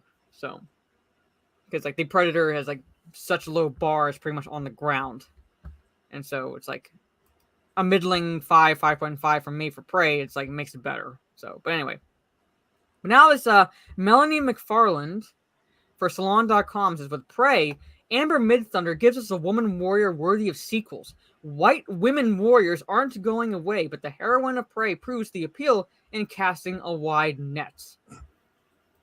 I even went through an article yesterday on my first live stream on my new live channel, and they had to exclude the black female lead from Alien versus Predator. Can't talk right now. Alien versus Predator movie, Sanaa Lathan, I believe is how her first name is pronounced, to go with the argument that Amber Midthunder is the first female lead in the Predator franchise. Oh, for fuck's So they had to exclude. They even wrote in the article excluding Lathan's character from Alien vs. Predator. This is the first female lead. So they had to throw a black woman aside. Really reaching there. Yeah. And rewrite history. They like doing that, don't they? Mm-hmm. So yeah, so it's like I'm like I got to that point and I was like, oh my god, you just went there. But yeah, so Prey yields a slew of reasons to sing its praises, but for a certain viewer, what makes the latest round in the Predator franchise stand head and shoulders above its 4 predecessors is Naru, Amber Midthunder's aspiring Comanche hunter, and in my own personal opinion, is boring as fuck. It is in my opinion. I do not want to influence anybody in any way, but she had no, in my opinion, she like barely had any charisma to her. Say what you will about Arnold Schwarzenegger's acting, he at least had charisma. Oh yeah. In Predator, he at least had charisma, so you were like wanting to follow his character. The brother in Prey, her brother Tob, I believe is like the character's name. He was a lot more relatable than this Naru character was. Like I wanted to follow his character. Because like he's again like had like a charisma to him, but it wasn't like overt. It was like kind of understated, but he's like heads above her in acting. And he was one of the only ones that actually supported her. So it's not like he was a toxic male or anything like that. So he was like, he supported his sister. However, he tried to tell her that like, you're not ready. You're not ready. I'm seeing these things like you're not ready and things like that necessarily. But, she had to prove that everyone wrong because God forbid they have the opinion of her that she can't be a hunter. Doesn't matter that she never proved she could either. So it's I hate when they do that in movies when someone's just like really good out of nowhere. Yeah. And they don't build it up. You could do a little scene to build it up. They do that a lot, especially with women characters these days. So, and they do in this movie's slight defense, they do show her failing a little bit at that.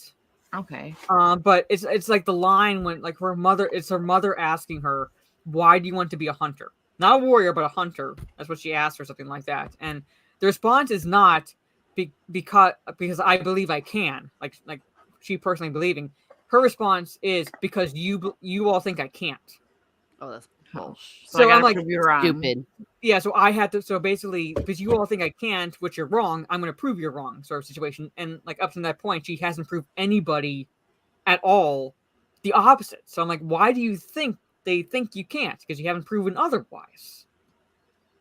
But it's like that was the approach, in my opinion. So I was like, nah. I mean, like, if you'd at least worded it differently, then maybe it would have been like, okay, she wants to prove something. I get it. It's a trope, but it would at least been like she's acknowledging not necessarily that she's believes that she's better than everyone else, but she believes that she can prove she's good or something like that. But that's not the avenue they took. Is she like really young in this? Because that sounds like just super childish. Like, well, you said I can't do it, so I'm gonna do it. Like, yeah, she kind of was childish. I think she's like a teenager.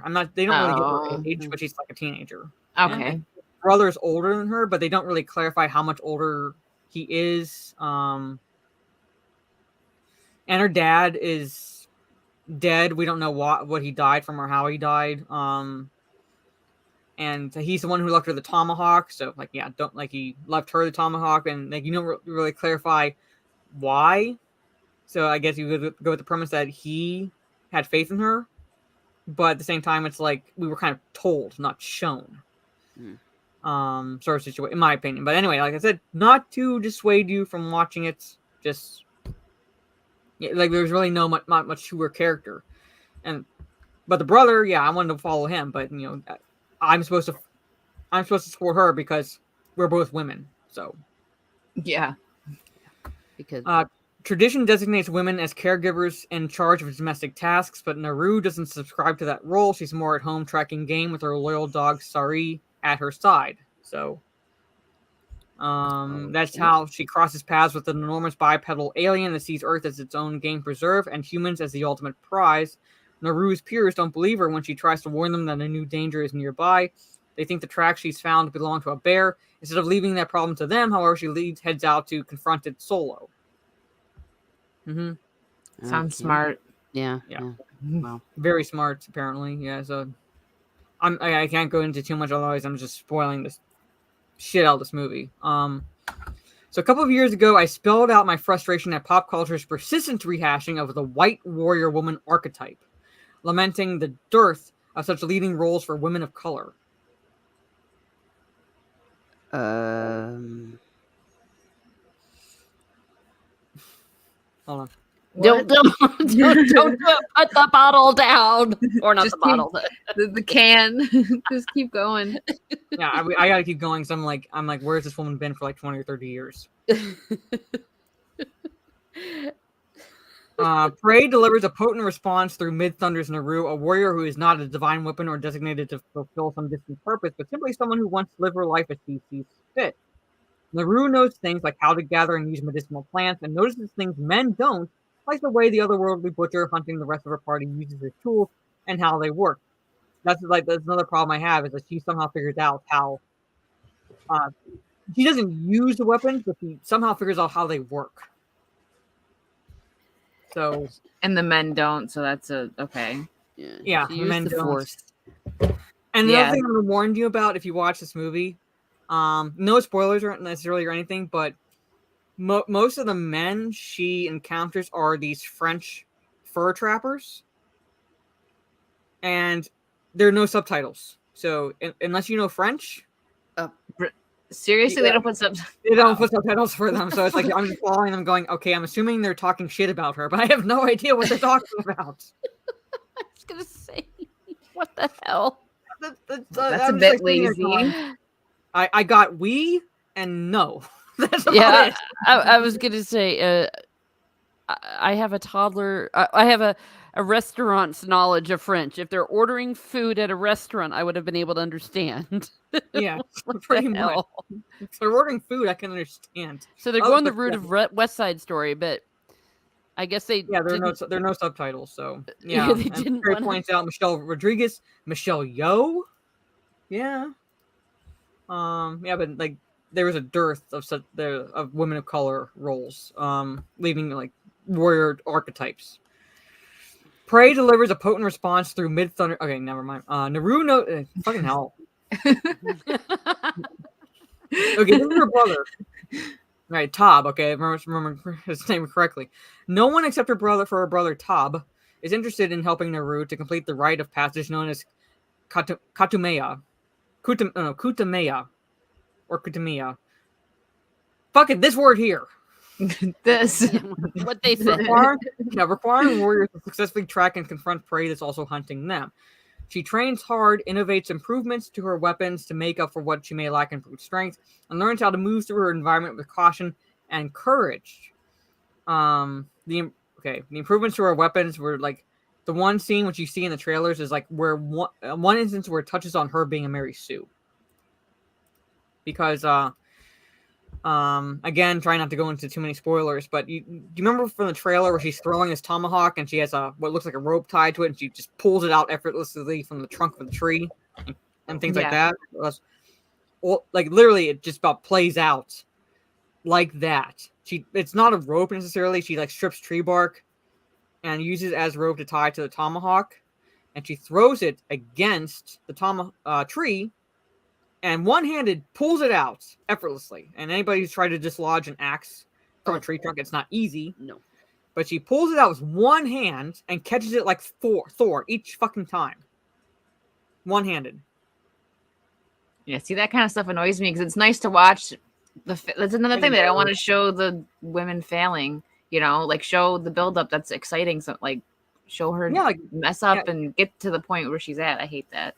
They don't even show her like missing it or risking it hitting her or things like that. No, it's like just right off the bat, she catches it one-handed. So it's like she's like Lady Thor in this scene, pretty much. But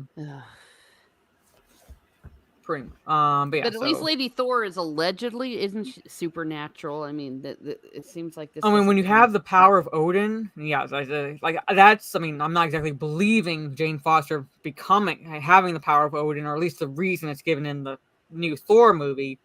But that is, in a sense, supernatural because it is like an otherworldly power that she has. So it's not like she's doing it as Jane Foster and catching it.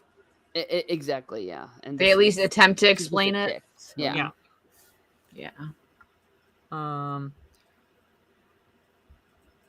Naru brings home the head of the same type of alien that nearly ended Arnold Schwarzenegger's Special Forces commander in the original 1987 Predator movie. And that act also proves these lethal aliens are equal opportunity foes. Neither has his soldier, Dutch, nor Naru are strong enough to physically overpower a predator. They can only defeat it by being intelligent.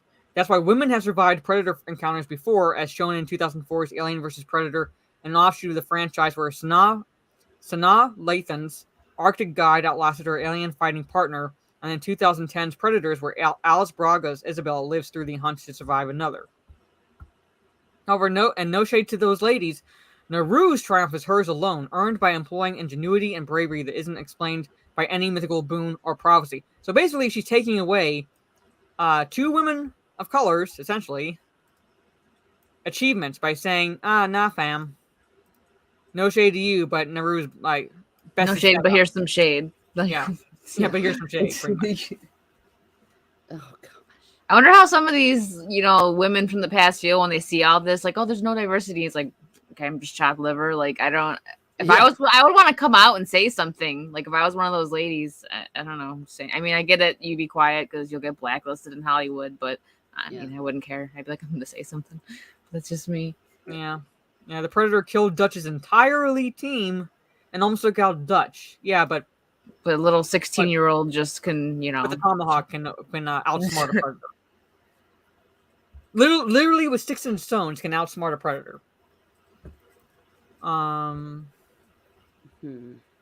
Prey is an alien encounter set in northern Great Plains circa 1719. Okay, so that's the general plot. The Comanche Nation comes under threats by a hunter from outer space, as well as a colonizing Frenchman who are equally as alien and vastly more thoughtless about their violence. Yeah, the white men kill and maim anything they come across. At least Naru, like the Predator, has code and standards. So yeah, that's kind of how the French are depicted in this movie. White man bad. Yeah.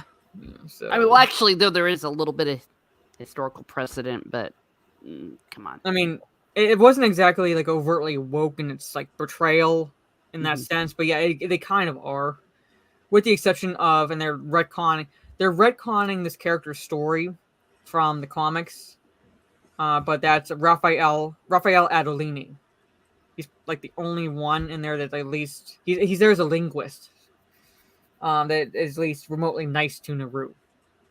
So, yeah, so there it is, pretty much. Like this woman goes into like, I just read part of it because I saw Buffy. And I'm like, don't you say her name? Get out of here. That's my favorite show. Don't come for Buffy. Oh yeah, because it says trying to what does it say? Yeah, no, she's trying to kind of like downplay. It's like, who cares? It's a woman, strong woman. Who cares? Stop. Yeah, and Xena, like really, just gonna come for Xena? That's it's brave. I think it was in like the other article. Like I clicked on the hyperlink for the enough already with the white women warriors thing, because that's like the article that she was referencing early on. But yeah, where it's I won't share it, but I'll scroll down where it says okay. If this intro has an echo of familiarity, and she's talking about Cursed, Netflix's Cursed, where it's like before the Arthur the King, Sword of Power chose a queen approach. If this intro has an echo of familiarity, that is because more than 20 years ago, we learned that into every generation a Slayer is born. One girl in all the world, a chosen one. We were told that she alone will wield the strength and skill to fight the vampires, demons, and the forces of darkness to stop the spread of their evil and the swell of their numbers. Here, the chosen one is Buffy the Vampire Slayer, a preternaturally strong, slender blonde forever associated with Sarah Michelle Gellar. Yeah, so in the show, there's a couple Slayers that are black. I'm just gonna say that, and they were pretty badass. But whatever. Yeah, but no, it's the white. Yeah, so 2 years before Buffy, television audiences were transported to a time of ancient gods, warlords, and kings when a land in turmoil cried out for a hero. Her name is Xena Warrior Princess, the iconic chakram-throwing heroine played by Lucy Lawless, who, and maybe you're recognizing a pattern here, also is white. Oh, yeah, because that's what matters, pretty much. But anyway, that's who cares if it's a strong woman? We gotta pick something else to be mad about. That was the gist of the hyperlinked article that she has. Where is it? Up here. When you click on where Where is it? Oh yeah, I spelled out my frustration at pop culture's persistent rehashing. So you click on that hyperlink on this article, it takes you to the one titled from 2 years ago, Enough Already with the White Warrior Woman Worship. The woman that wrote this, she's probably a white woman, isn't she? I wouldn't be surprised. It's usually how it works. I wouldn't be surprised if she was a white savior. Yeah, I'm gonna see if there's a picture down here or anything. Her name is Melanie McFarland. I don't know. I'd have to look her up, but yeah. So there's no picture, but that's it. Yeah, Trey. I see your frustration, Trey. Yeah. Yeah. And Christy Swanson was still the OG. Yeah, the movie Buffy the Vampire Slayer. So, but it's all about the fact that she's white. That's what this woman can't seem to get past. Really hates herself, apparently. Yeah. All right, so now we're down to the last article, the Vox review for She-Hulk. Oh, for. Here we go. Sorry, I can't even. Let's end it with a bang. Yeah. But we still have a happy thing. We have a happy thing after this. Yeah. I'm not gonna watch She-Hulk, but I'll just give me all the spoilers. I don't care. I'm not gonna watch it. I've watched a couple scenes, and that's enough for me. Yeah, I watched the one where she's putting Bruce in his place about how she's can control her anger a lot better than him because of getting catcalled and so when she overly emotionally explains how she's in control of her emotions and then hulks out and yes, pretty much like now the real villains of the MCU are catcalls, mansplaining, and toxic masculinity, pretty much. Doesn't she? There was a scene where she almost kills guys for like literally just like saying hi to her, but Hulk stops her. I didn't see the scene, but I watched someone talking about it. She hulks out and almost kills some guys for literally just like saying hi to her. I did not see that scene. I might have a little curiosity to go look that up. You should, yeah. Like, yeah. They said it's something like they're like we just saying hi to you. Like they weren't even really like being that bad, and then she just like hulks out and tries to kick them. But did they say? Did they tell her to smile? I was right to say that. I was thinking, it's like, oh my god! Just look it up on just look it up on Twitter. It might be. Yeah, Trace Zoe Saldana isn't white. That's the thing. They're just like, come on. The list really goes on, and they're good characters too. Like, but they just want to pretend like that never happened so they can cry about something. Yeah, because they had to break the glass ceiling like multiple times. From what I'm like, the reviews and the clips that I've seen on She-Hulk, it's almost like Marvel is making fun of modern feminism. I don't know if that's what they mean to do, but that's how I'm taking it. No, definitely, yeah. I think, sadly, I think they're serious, but it does. The scene I saw looked like a parody. It was so ridiculous. Trying to see the only ones I see were like ones where she say I can control my anger as she hulks out in front of Bruce Banner, because God forbid the man who's been living with this for 10 years, whose father murdered his mother, hunted by the government. He knows nothing about pain and anger, losing loved ones. She gets catcalled though. Come on, have some sympathy. Yeah. I might have to look for it later because I'm not finding it on Twitter, or at least if I can find it, I'll send it to you. Yeah, but anyway, so let me just back right off with that. D-Day. Chaz make. Oh no! I was like, I would have said sup, bitch. But anyway, all right. So, but it's like not so much like it's like a review for She-Hulk. I mean, I know that it's gonna be like this, but the fact that this author, and the author's name is Alex Abad Santos, says power means letting female heroes take up space. Yeah, because we've never had female heroes in the past. They're well, I guess She-Hulk scene, but it's like way Wicked describes it. It's like she's at a bar or something. She's like outside of a bar or something, and these guys say hi to her, and she's like about to kick them, which it would have killed them. Would have like just. Yeah. I mean, hello, especially if she's hulked out. So okay, maybe it's just and me. Bruce Banner stops her. Yeah, usually when you go to a bar, that's usually when guys will say hi to you at bars. That's kind of what happens at bars. I don't know. Maybe it's just me. It's a thing. And girls will say hi to guys. It's what happens. Yeah, Black Widow, Wanda, and Kate Bishop has had it worse. Yeah. So, but anyway, now we needed She-Hulk to break the ceiling again. So beneath She-Hulk's quippy gags, strippy world building, and zippy cameos is a heartfelt question: what if you dared to be big? For Jennifer Walters, that query comes quite literally as she's gifted with the powers of a Hulk. To be a Hulk, like her cousin Bruce Banner, and his alter ego, means having super strength, near invulnerability, and heightened athletic prowess, among other powers. But those gifts come with a price. Over several Marvel movies, starting with Avengers Age of Ultron in 2015, we've seen Bruce struggle with a lack of control, loneliness, and his fear of hurting others. That's all not to mention the duty and burden of using his abilities to protect and save the defenseless. But God forbid she gets catcalled. Yeah.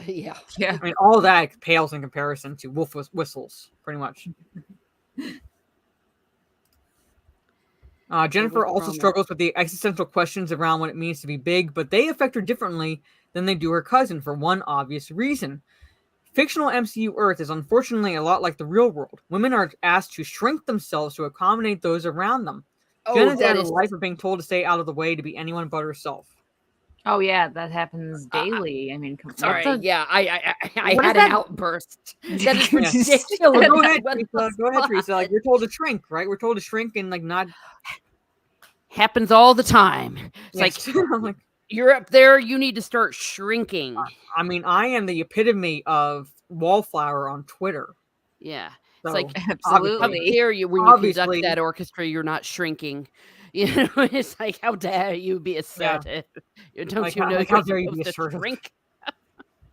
Like, shrink, bitch. Put you in your place. Just take that fucking baton and put it down. Happens to be every week. Yeah. At least twice a week, actually. And I'm literally shaking. Trey found the bar scene. All right. Awesome, Trey. Thanks, Trey. Yeah, that. Yeah, so it's just, yeah, because I get, like, in their minds, we're asked to shrink ourselves to accommodate those around them, mainly the men, obviously, because.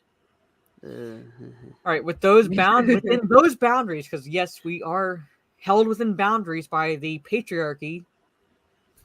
She's carved out a good enough life. She's content. She's comfortable. Becoming She-Hulk threatens all of this, and not just because she's become a lime-skinned anger monster. Her superpowers also spark in her a sense of defiance. They allow Jen to circumvent the rules set for her, because she needed gamma radiation to defy anything, apparently. Yeah. I'm a bitch. Is this supposed to be a metaphor for PMS or something? I was just gonna say. I was thinking that. Like, I know. I was thinking this. It's like, wait a second. This is familiar. It's like literally her superpower is her monthly, pretty much. Her monthly. Do a dumb comic like that too. Yeah. Wasn't it that? Yeah. What's her name? Denarius. Amelia Clark. Yeah, Amelia Clark. Her comic where her superpower is her monthly, and like so she's useless. Like what? 21 other days in the month.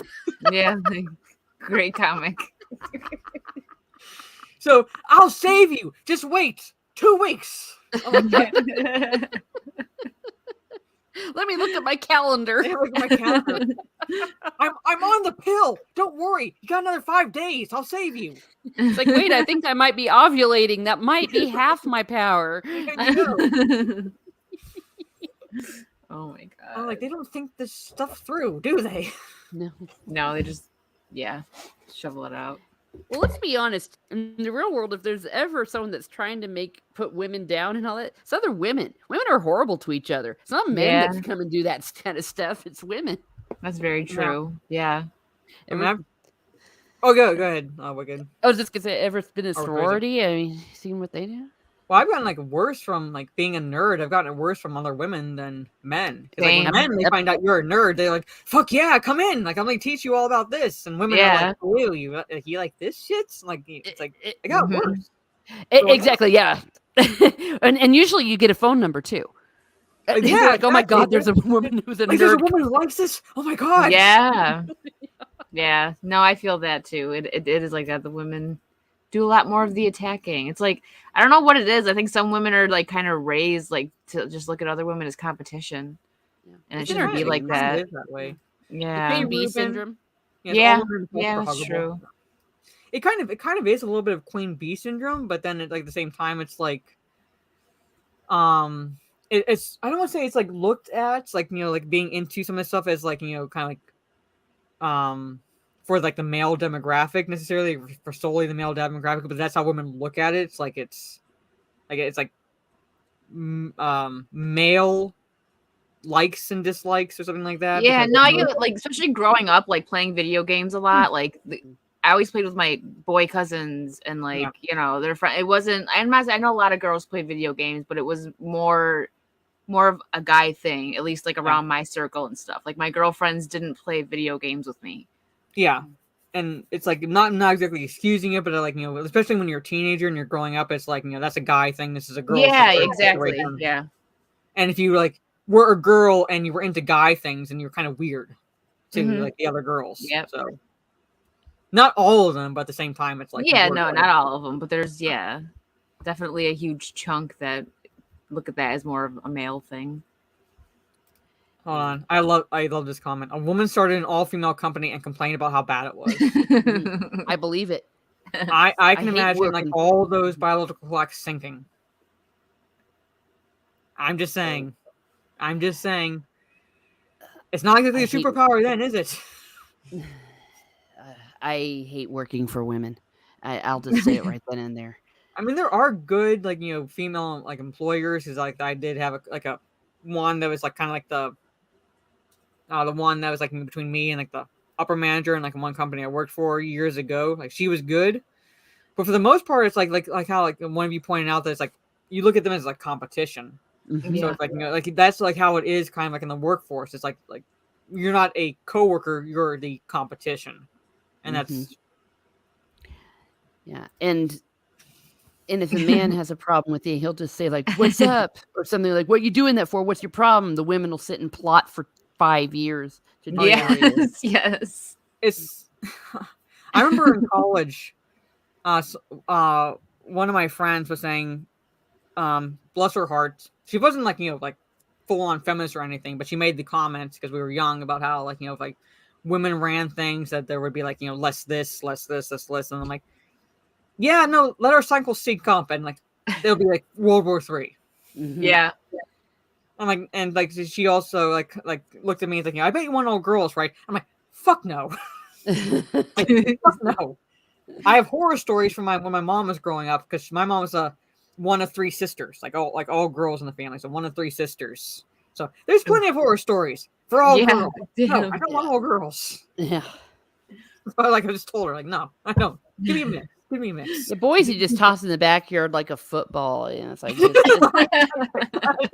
Teresa's sport is like she takes her little nephews and just like tosses them back and forth. Something like that. Yeah, and then they just run around in circles or something. They did.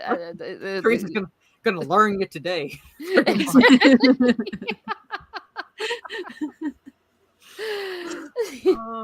Okay. Okay, yes. Or is it down here? Bitch. Speaking of bitches, girl is this a man or a woman? Girl power. Her powers offer Jen a tantalizing prospect that she could create a life better than the one society has dealt. Yeah, because like that fucking has never existed unless you have gamma radiation, right? Yeah. How did she become a lawyer? How did she become a lawyer? Yeah, I was like, that's she's a lawyer. She was so oppressed. She's a lawyer. Trouble Cat's like, I have 4 sisters. Yeah, I no. Gosh, I'm sorry. Like I'm sorry, Trouble Cats. I really do. But from my gender to you, I apologize. I imagine that was kind of hell to grow up with. But I'm sure you all love each other. But yeah, I'm saying I'm sure like there's love to go around pretty much. But yeah, so it's like no. Okay, that's kind of scary. As she finds out, it's not easy to choose to be big. It may require being brave. Okay, so She-Hulk isn't about girl bossing, gaslighting, and gatekeeping superheroism. Really? There's a lot of gaslighting. Yeah. I'm trying to like skip some parts so we're not going into the entirety of this review. It's very repetitious anyways. Yeah, it is because that's all the show isn't good. So they don't have much to talk about. Okay, here it is, right here. Okay, okay, just to kind of backtrack just real fast. How she gets her powers in the comics, like when she's originally introduced, is she is a lawyer in the comics, so that's not a derivation from her character, but she's shot by a criminal, and she's pretty much near death.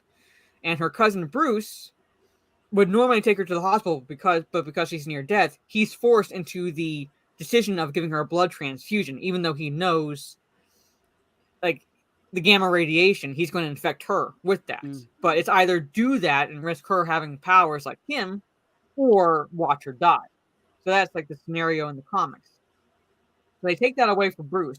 They take away that, at least, like heroism in a sense, by saving her, and have her in the show pull him out of a car wreck. Yeah, I mean, I know in certain situations women can have the strength to lift up a car off a child, but at the same time, it's like I'm looking at the scenario going, yeah, I'm not believing that she's going to drag him out of a car. But that's the way the show depicts it. Oh, and I guess they both are cut up. They're like Bruce and things like that, and somehow some of his blood gets on her cuts, and that's how she gets the powers, even though it's been depicted in the MCU that that's not how it works. Like, it actually has to be a transfusion of some sort. That's so lame. Yeah, right. But that's how she gets the powers, okay? So kind of fast forward a little bit, and Bruce Banner has the audacity to sit her down going, you're going to have to learn how to control your anger. The man who's had to do it for 10 years and figure it out has the nerve to tell the woman she has to do this. Yeah, that's his whole catchphrase. You don't want to get me angry. Yes. But it gets to this point here, but she isn't given a choice, yes. Thanks to a freak accident in which she absorbed some of her cousin's gamma-radiated blood, again, wouldn't work that way, Jen gains super strength, invulnerability, and broccoli-hued skin. Unlike Bruce, though, she's able to control it. As she explains, life as a woman already means controlling anger and emotion. She's well practiced at not seeming too mean, too rageful, too much. Switching between her Hulk and regular civilian form is easy. That it's so difficult for Bruce shows reflexively how men aren't held to the same standards. Superpowers are as a symbol for female liberation, and how that empowerment threatens the status quo isn't new. It's as old as the goddesses depicted in ancient legends or the accusations of witchcraft across centuries. Plus, the allegory is right there in so many Marvel and DC comic books. What the fudge? That's retarded. They're ruining a good character. She-Hulk is good in the comics. Mm-hmm. Like, why? I don't understand that. Just use the source. This whole street. Use the source material. Like, yeah, God, now they're right crapping on our female legends and female figures, like all through. It's like, yeah, pretty much. Yeah, that's the one where she says that because I don't know if it's in this article or not. No, it's not in this review. But how catcalls, mansplaining. Isn't this a quote in this? But the irony of it is when she's explaining that she's in control, she walks out. Not. Yeah, and she's like being very emotional. Like, what the frig? Yeah. So this is a massive break of continuity. During all his massive fights, Hulk has bled on people multiple times. Yeah, I'm saying that, exactly. That's what I'm saying. Like, that's not how it works. Even in their own MCU canon, it's not how it works. Like, she would have had to have been like the comic book origin have had the transfusion for her to gain similar powers to her cousin, Bruce Banner. Yeah, they could have at least, if they were in an accident, had them both like messed up, but like he would be okay because he's the Hulk, and then they do a transfusion. Like, that's just so. Yeah, I don't know. But they had to take that away from him from the comics because she's got to be the hero and the strong one. Yeah, so they get into a car accident and she pulls him out. Like, no, I don't think so. No, yeah, she pulled him out pretty much. Yeah, I didn't know that because I didn't watch. I've only seen a couple clips, and yeah, they hurt. The comics, She-Hulk did have. Yeah, they do. Walters did. I get that. It's like the Hulk persona is going to have a different personality than like the human one. Like you see it with Bruce Banner and Hulk and Jennifer Walters and She-Hulk. But like as Wicked pointed out, it's like the irony is like her personality is actually similar to She-Hulk because she hulks out while she's trying to tell him, "I'm completely zen." And so she's turning into the She-Hulk. So it's like it doesn't work like that. or at least how they're trying to portray it, as if I'm completely in control, and like it's defended because she reverts back so easily from She-Hulk to Jennifer Walters. Like, see, I'm in control, sort of situation. That's how the scene plays out, and it's just, yeah, pretty. It's like pretty much. So, I'm not going to go too much more into that, but that's the review. Pretty much, it's coming from the angle that, women good, women strong and powerful. And if you don't think that way, then you are sexist or you have internalized misogyny. So, there you go. Because no female hero has always taken up space at all. Yeah, not at all. In the history of cinema or comics or anything like that, nothing. Not taking up any space. Never had Buffy. Never had Xena. Never had Celine in the Underworld movies. Alice from the Resident Evil movies. Yep. Sarah Connor, Ellen Ripley, The Bride. Pam Grier. Pick any Pam Grier movie from like the 70s. She kicked ass in every one of them. But she never existed. Pam Grier never existed. A strong black woman never existed until Wakanda Forever, apparently. Never existed. Pick anything. CJ, for another $5, they make every female lead the same, from Captain Marvel to She-Hulk to Naru. They're always stuck up and miserable people. Yeah. Darn right. Yeah, but they were never female heroes. Never had any agency, pretty much. But anyway, there it is. That is the cringe. I had to get it off the screen. That is the cringe for this evening. All right. So I'm going to bring up the kind of the funny thing I want to end on. It's a very short, like 25-second clip, but I want to end. I can't talk right now. End on a more positive note. Yeah, it's very.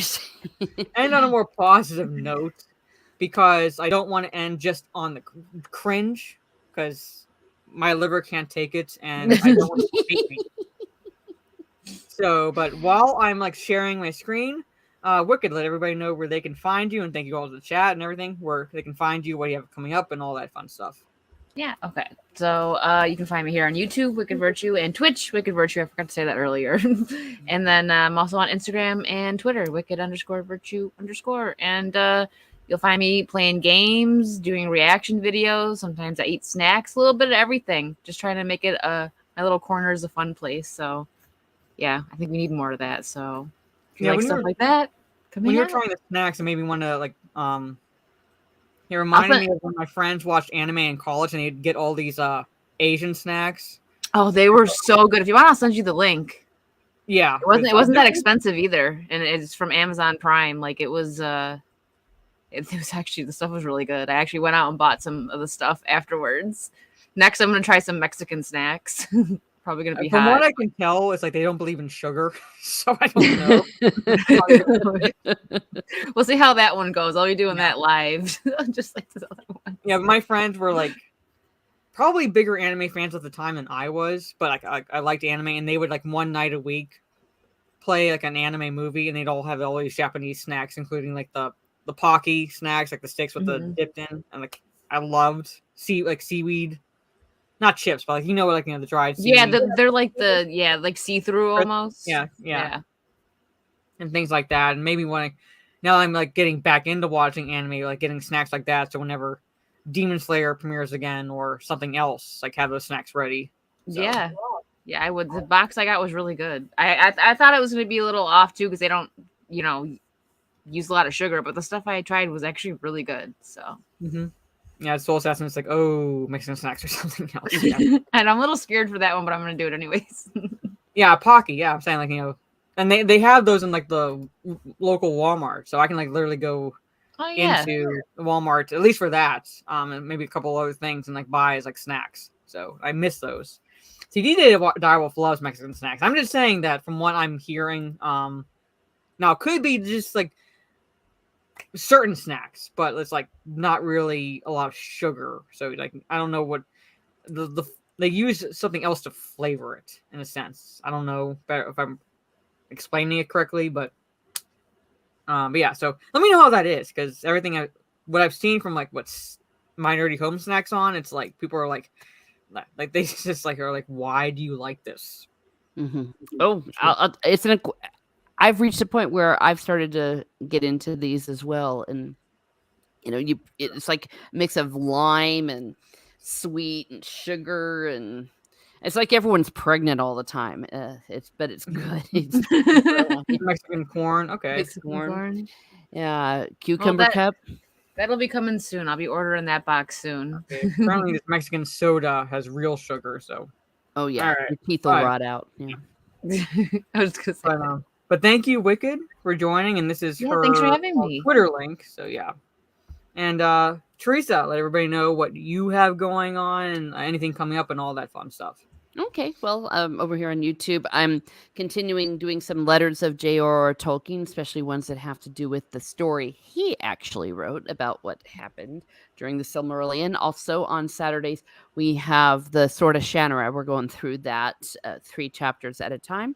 So come and subscribe, join us, and get into some good fantasy. So, yep. Blue Eyed Scorpio. According to him, Wicked, he and you used to date in kindergarten. Oh, yeah. Way back when. But thank you all. Like I said, like for me, I generally take some days off, so I won't be streaming or doing anything other than if this is still going to happen, because I haven't really messaged Stieg. Conan D&D tomorrow. So that's the only thing I really do on Sundays, and we do that offline anyway, so it's like no videos or streams because I take that day off. And then back to making videos, streams on Twitch, Jade_Fire. Monday, depending on how I feel, will likely be Metal Gear Solid 5 again, cosplaying as Quiet. Or maybe Destiny 2, I don't know, depends.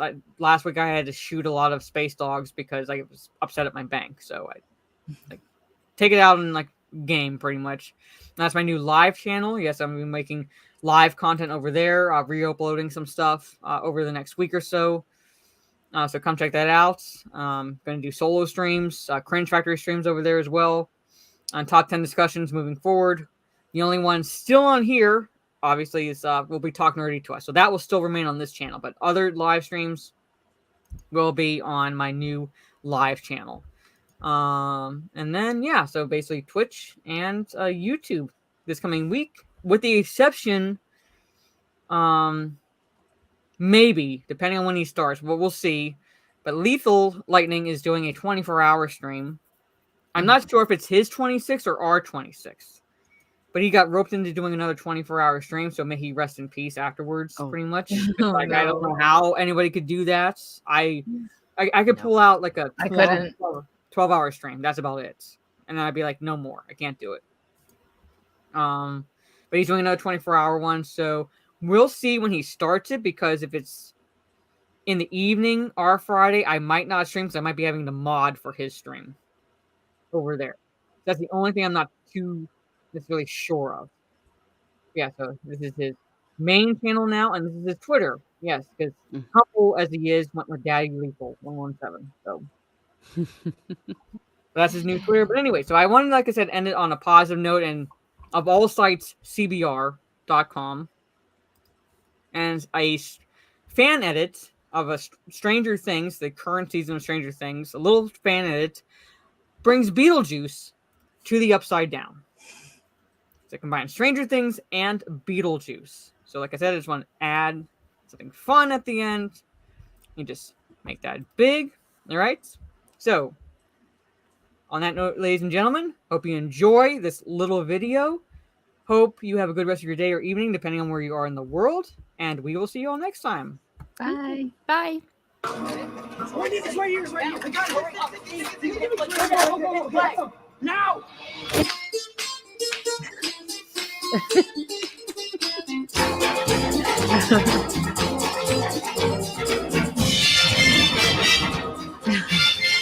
It's showtime. Shake, Sinora.